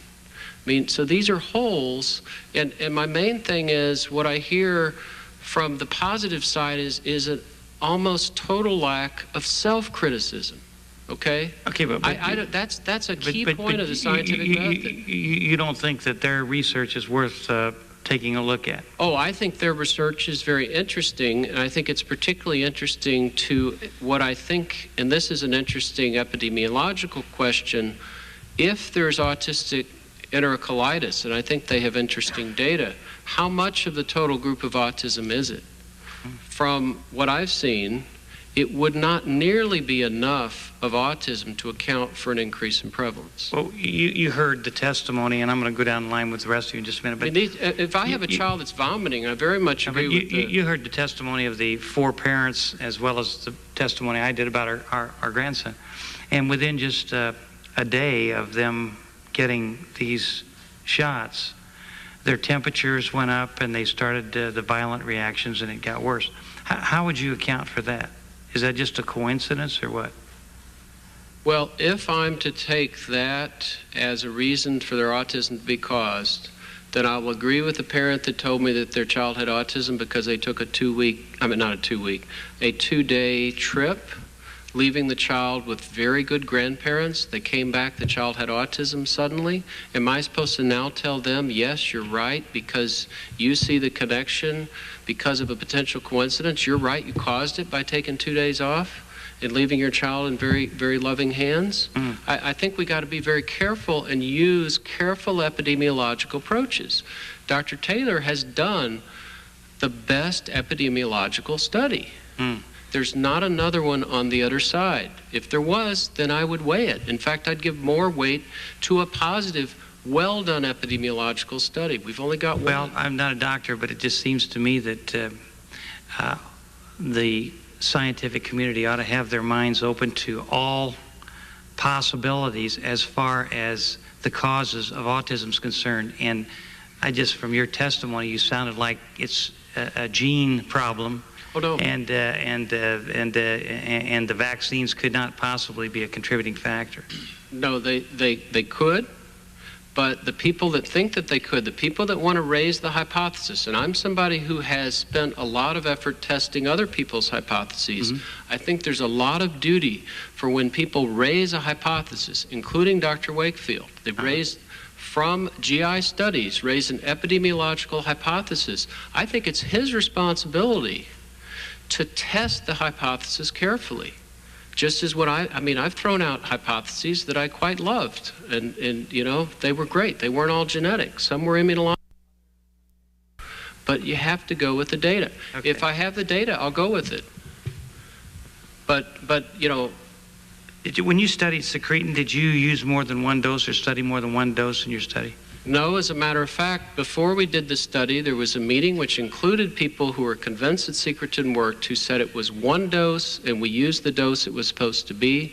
We used porcine-derived secretin, and now all of a sudden the hypothesis shifts. Now, the hypothesis shifted to multiple doses, that's fine. The people that think it's multiple doses and single doses now have to test it. And if we've helped refine the hypothesis so they can do a better study and show it works, then I'm fine with that. I recognize that basically science can't disprove anything.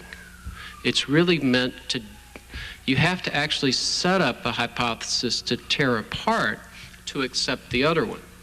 That's what I mean by part of the self-criticism of the scientific method. So absolutely, if this gets turned around, and particularly children with projectile vomiting, that's a very rare group of autism. But somebody with projectile vomiting, maybe 30 kids like that, secretin would work wonderfully. Dr. Hertz, we were talking about the study at Brick Township, New Jersey. I don't know if you heard me ask that question of the lady from, the doctor from the CDC, I believe, earlier. Why would you think that the National Institutes of Health and CDC and others would go into Brick Township, New Jersey, and look at all the environmental problems that may have caused the autism epidemic they have there, and when the parents asked that they checked to see if any of the vaccines had anything to do with it, why would you think that the health agencies didn't check that as well? I'm sorry, Mr. Chairman, I'm not at all familiar with the study at Brick Township. That was conducted by the CDC, not the NIH, and I'm afraid you'll have to ask them questions about it.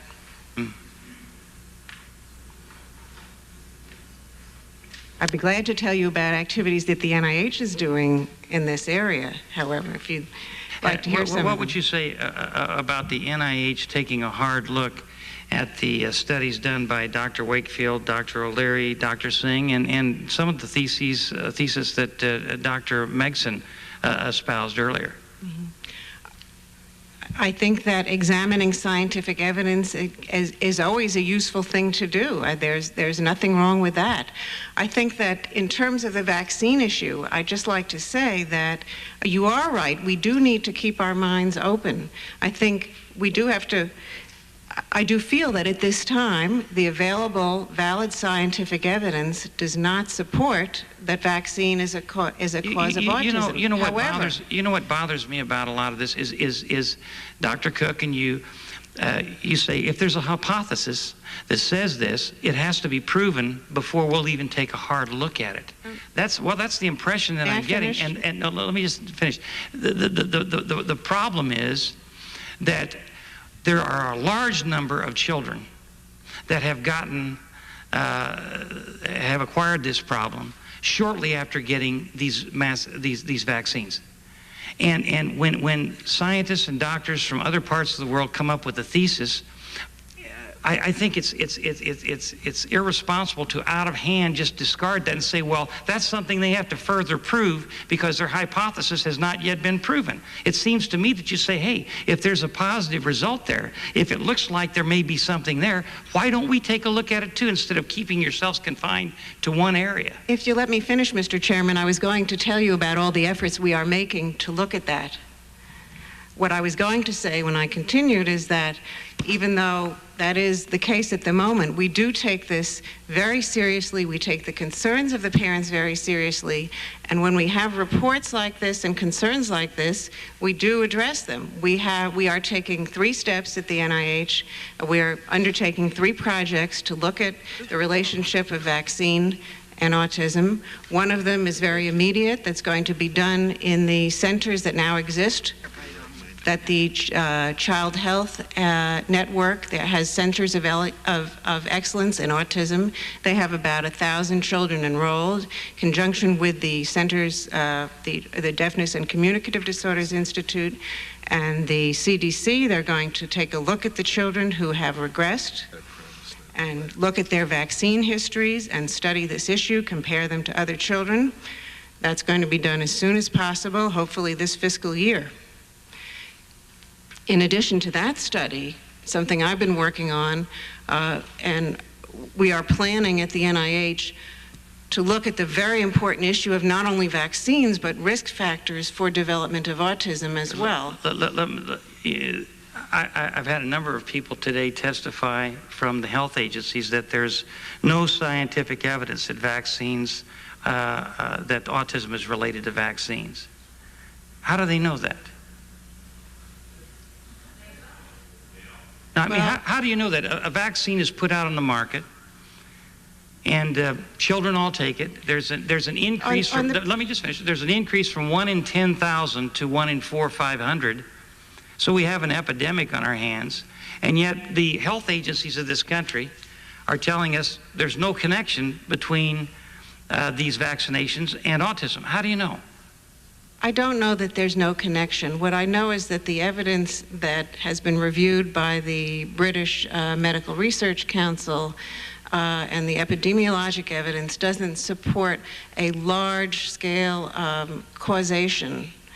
But I still think that there are, and there may be certain children who are susceptible, and that's what we have to go after. It's very important that we look for why children develop autism and whether there might be a small minority of children who have some susceptibility. You know, and we're not ruling that out. Yeah, one of the things that concerns me is, and pharmaceutical companies are extremely important. They employ an awful lot of people in my district and in Indiana. We have some great pharmaceutical companies that have saved a lot of lives and probably kept epidemics from happening around the world. There's no question about that. But there's so many people that work at the CDC, HHS, and the other health agencies, NIH, that have some kind of a connection to the pharmaceutical companies and are on these advisory boards. It causes one to wonder whether or not there's thorough research going into these things before they're approved. Does that concern you at all? The approval, at the NIH, we don't really deal with the approval process of the vaccines. I have, other agencies can tell you more about how they deal with that. What I really am concerned about,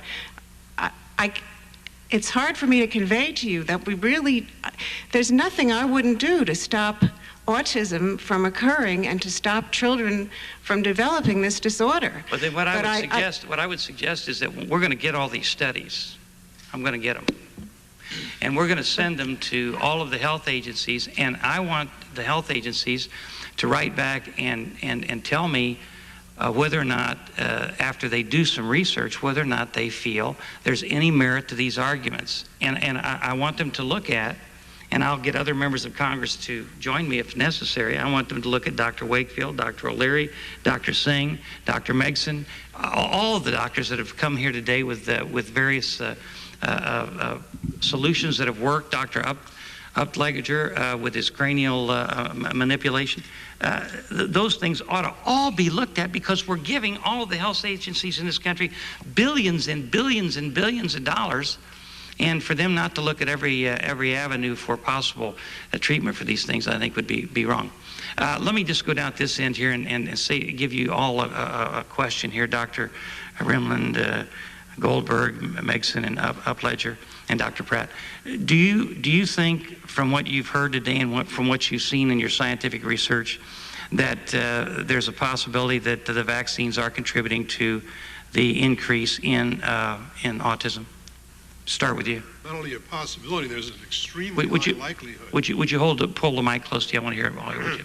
There is not, Dr. Rimland speaking, there is not only the possibility, there is an extremely high likelihood from all the evidence available, including the so-called anecdotal evidence that people like to snicker at, but which is really very important evidence, from the kind of evidence that Dr. Wakefield submitted, from the incidence information, the rise in autism as the time of initiation of the MMR and the time of rise of the epidemic.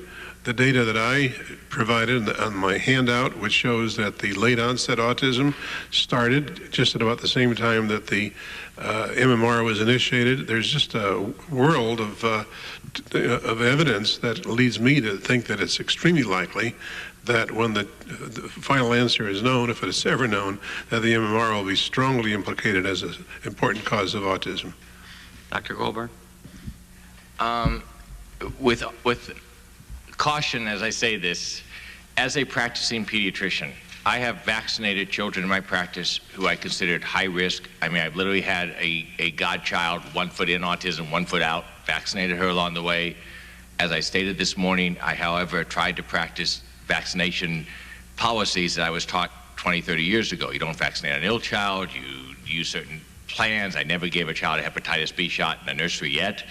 But I think that the effort to solve autism gets distracted by the fact that we do have a lot of children triggered off by some time correlation to the vaccine. As I mentioned in my testimony, I think if we're going to understand this, we need to step back and figure out why there is a wealth of science that says, hey, the vaccines don't create this or cause it, and then we suddenly have this epidemic going on.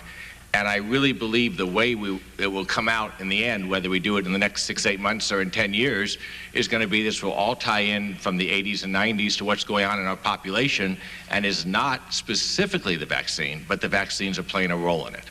Would play a role in it. Pardon? The vaccine. Yeah, the vaccines would play a role, but we need to understand why suddenly a population has become susceptible to those when they did so much good along the way. Dr. Megson? I'm seeing more and more families that are completely devastated. I know one mother's been very active in the parent support group in her local community, has had 3 children. The oldest, the first, is severe dyslexia, ADD. The second one died of SIDS within 24 hours of a DPT, and the third one's autistic. If my theories are correct, there's an organ in the neck at the base of the main arteries of the brain called the carotid body. We are disconnecting the pathway that when the oxygen level in blood goes to the carotid body, there's a signal sent to the respiratory stem and respiratory center in the brain stem, and we are disconnecting that pathway. Recently, they discovered, oh, if you put children down to sleep on their back, they don't die of SIDS. I mean, I think we really need to look at this. I don't want to be here. I've never gone against the grain. I'm not a vaccine researcher. But once I discovered some of these connections, I don't think any of us can turn our back. Thank you. Dr. So many families are devastated. Dr. Upledger? I have to say, yes, I do. I think that, as I stated earlier, I think that there's a group of autistic children, and by no means do I say all autistic children problems are due to membrane dysfunction. But I have learned to understand that a significant number of them do, and I can easily differentiate autism from childhood schizophrenia just based on the feel of the membranes. I think that the membrane is a place where several factors may go, and it can be, as I said, a fever virus, it can be a vaccine reaction, it can be a traumatic delivery, it can be anything that creates a change in the membrane flexibility and growth accommodation. From the histories I've taken, and I've taken histories with autistic parents since 1975, and it's more than coincidence as far as I'm concerned. I don't know how many cases we need of anecdotes to consider that the anecdote has some validity, but it would appear to be that it's infinite. We still won't believe the anecdote. I happen to subscribe to the idea that if you study the anecdote, you might learn something. And so I would go very strongly in favor of the idea that vaccines are potentially able to cause autism in terms of their effect on membranes. I think that membrane condition is probably largely influenced by genetic factors, along with nutritional factors, along with toxic factors, and so on. So you have a susceptible membrane. And I've opened up enough heads, that human heads that are not embalmed, that are maybe 4 or 5 hours old, and I can see the difference in the membranes, and you look at the diagnoses and you begin to put 2 and 2 together. I think that one of the major things that's happened in medicine is the meningeal membrane system has been given a very short rift. It's a very important system. It just comes out recently, I can't think of his name now, but a fellow from California, UC San Diego, I think, comes out with evidence, very strong evidence, that 1 gram of durameter membrane, which is a very small quantity of that membrane, carries 100 million single domain magnetic crystals that are ferric. Now, what does it take to change that? The brain itself has 5 million per gram. Now, anything that interferes with electrical conduction or magnetic fields is going to screw up that brain function. Why do we, when we stretch that base membrane laterally, why does the kid get better in terms of his emotion? Because I think we're improving the conditions under which his temporal lobes have to live. That's why. And you know, you can tear it all apart, and if you study temporal lobes, you can say, okay, temporal lobes cause autism. But what caused the temporal lobe? And what caused the membrane to not accommodate the temporal lobe? And when you start looking at it that way, you start looking at multiple factors, any one of which can be causal, and I put vaccine in that category. Thank you, Doctor. Dr. Pratt, do you have a comment?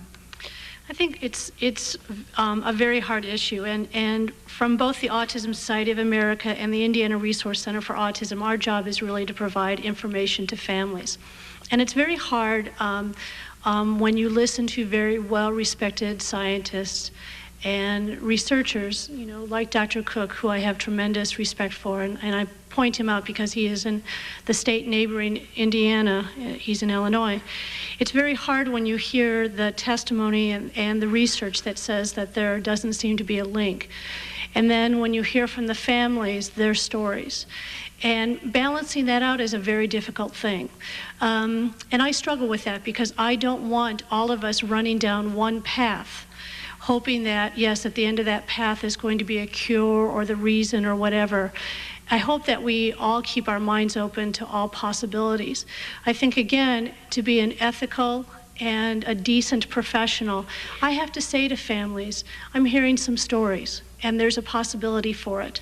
And for those families, and the families that you heard today, they really can't wait for the research to tell them conclusively that there is a relationship.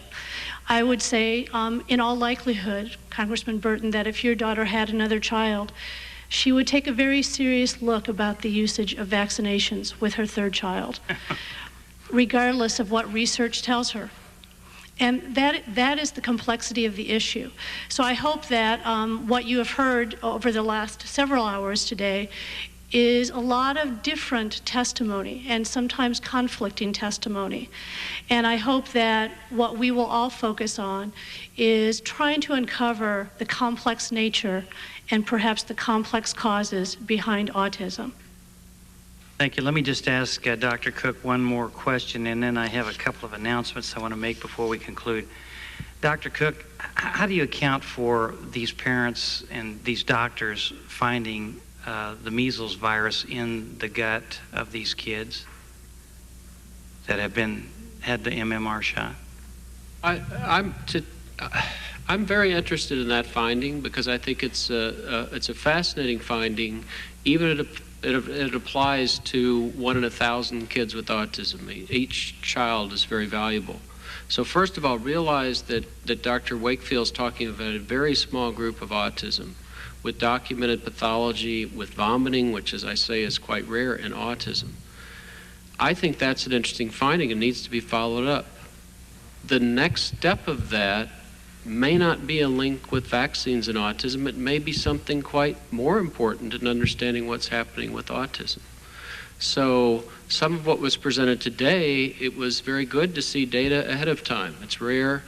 It's nice of them to share it. And there's something about their work, particularly seeing more control data than I've seen before, that is very interesting, and I'll be paying quite a bit of attention to because we need every clue that we can get. And thank you. Very good. What's that?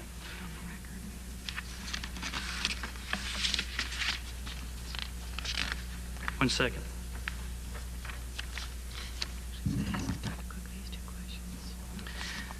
Let me just ask you a couple more questions.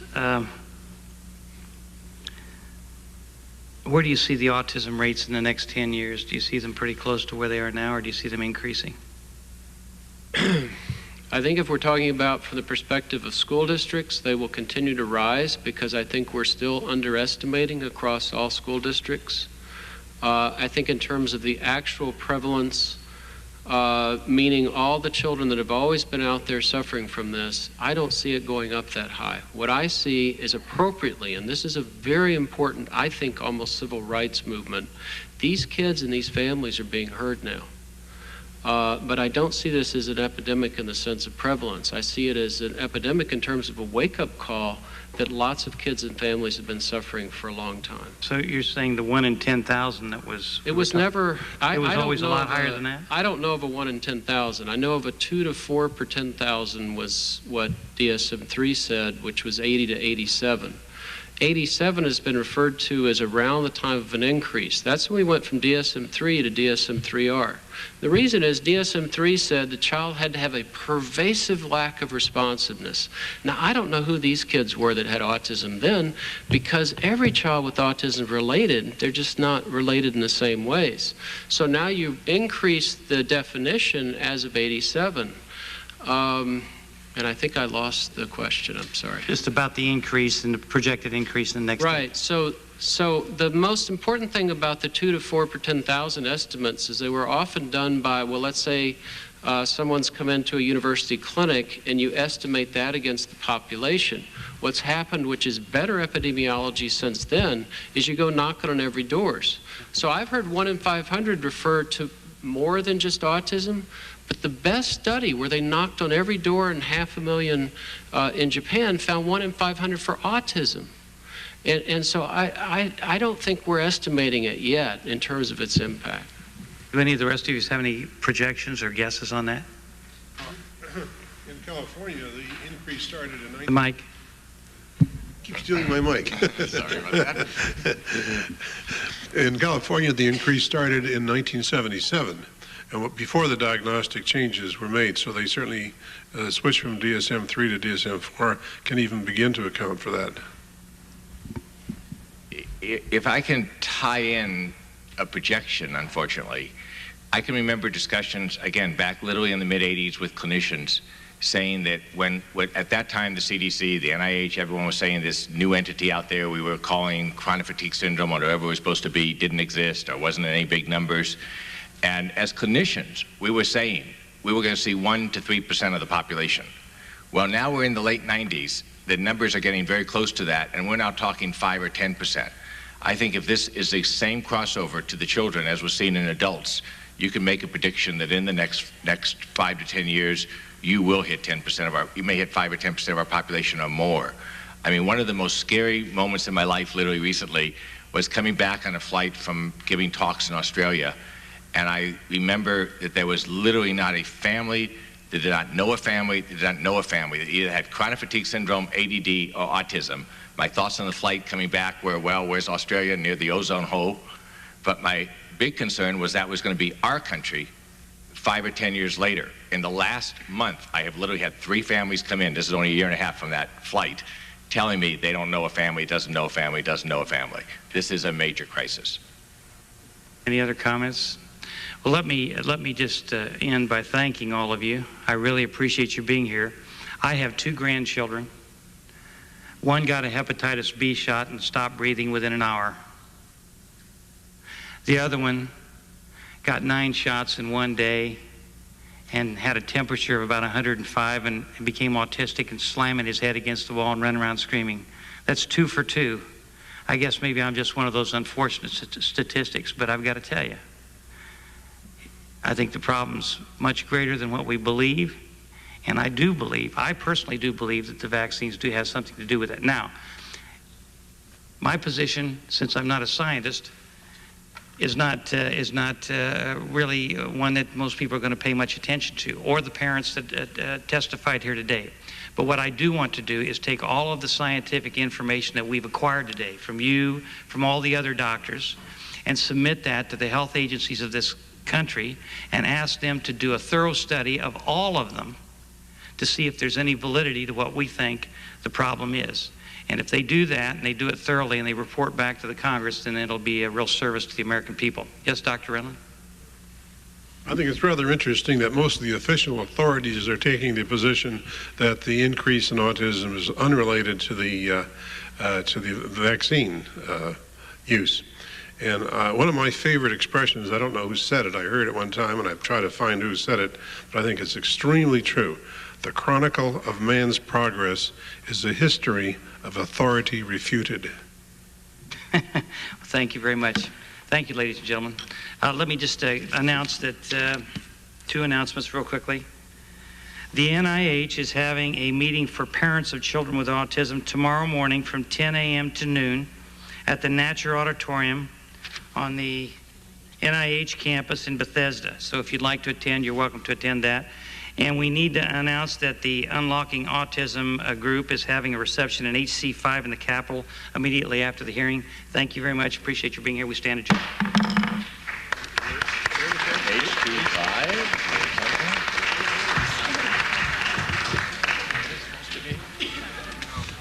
How are you?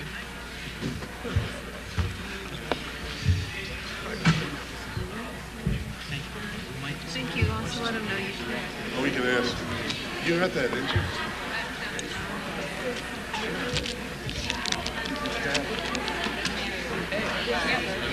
Yep.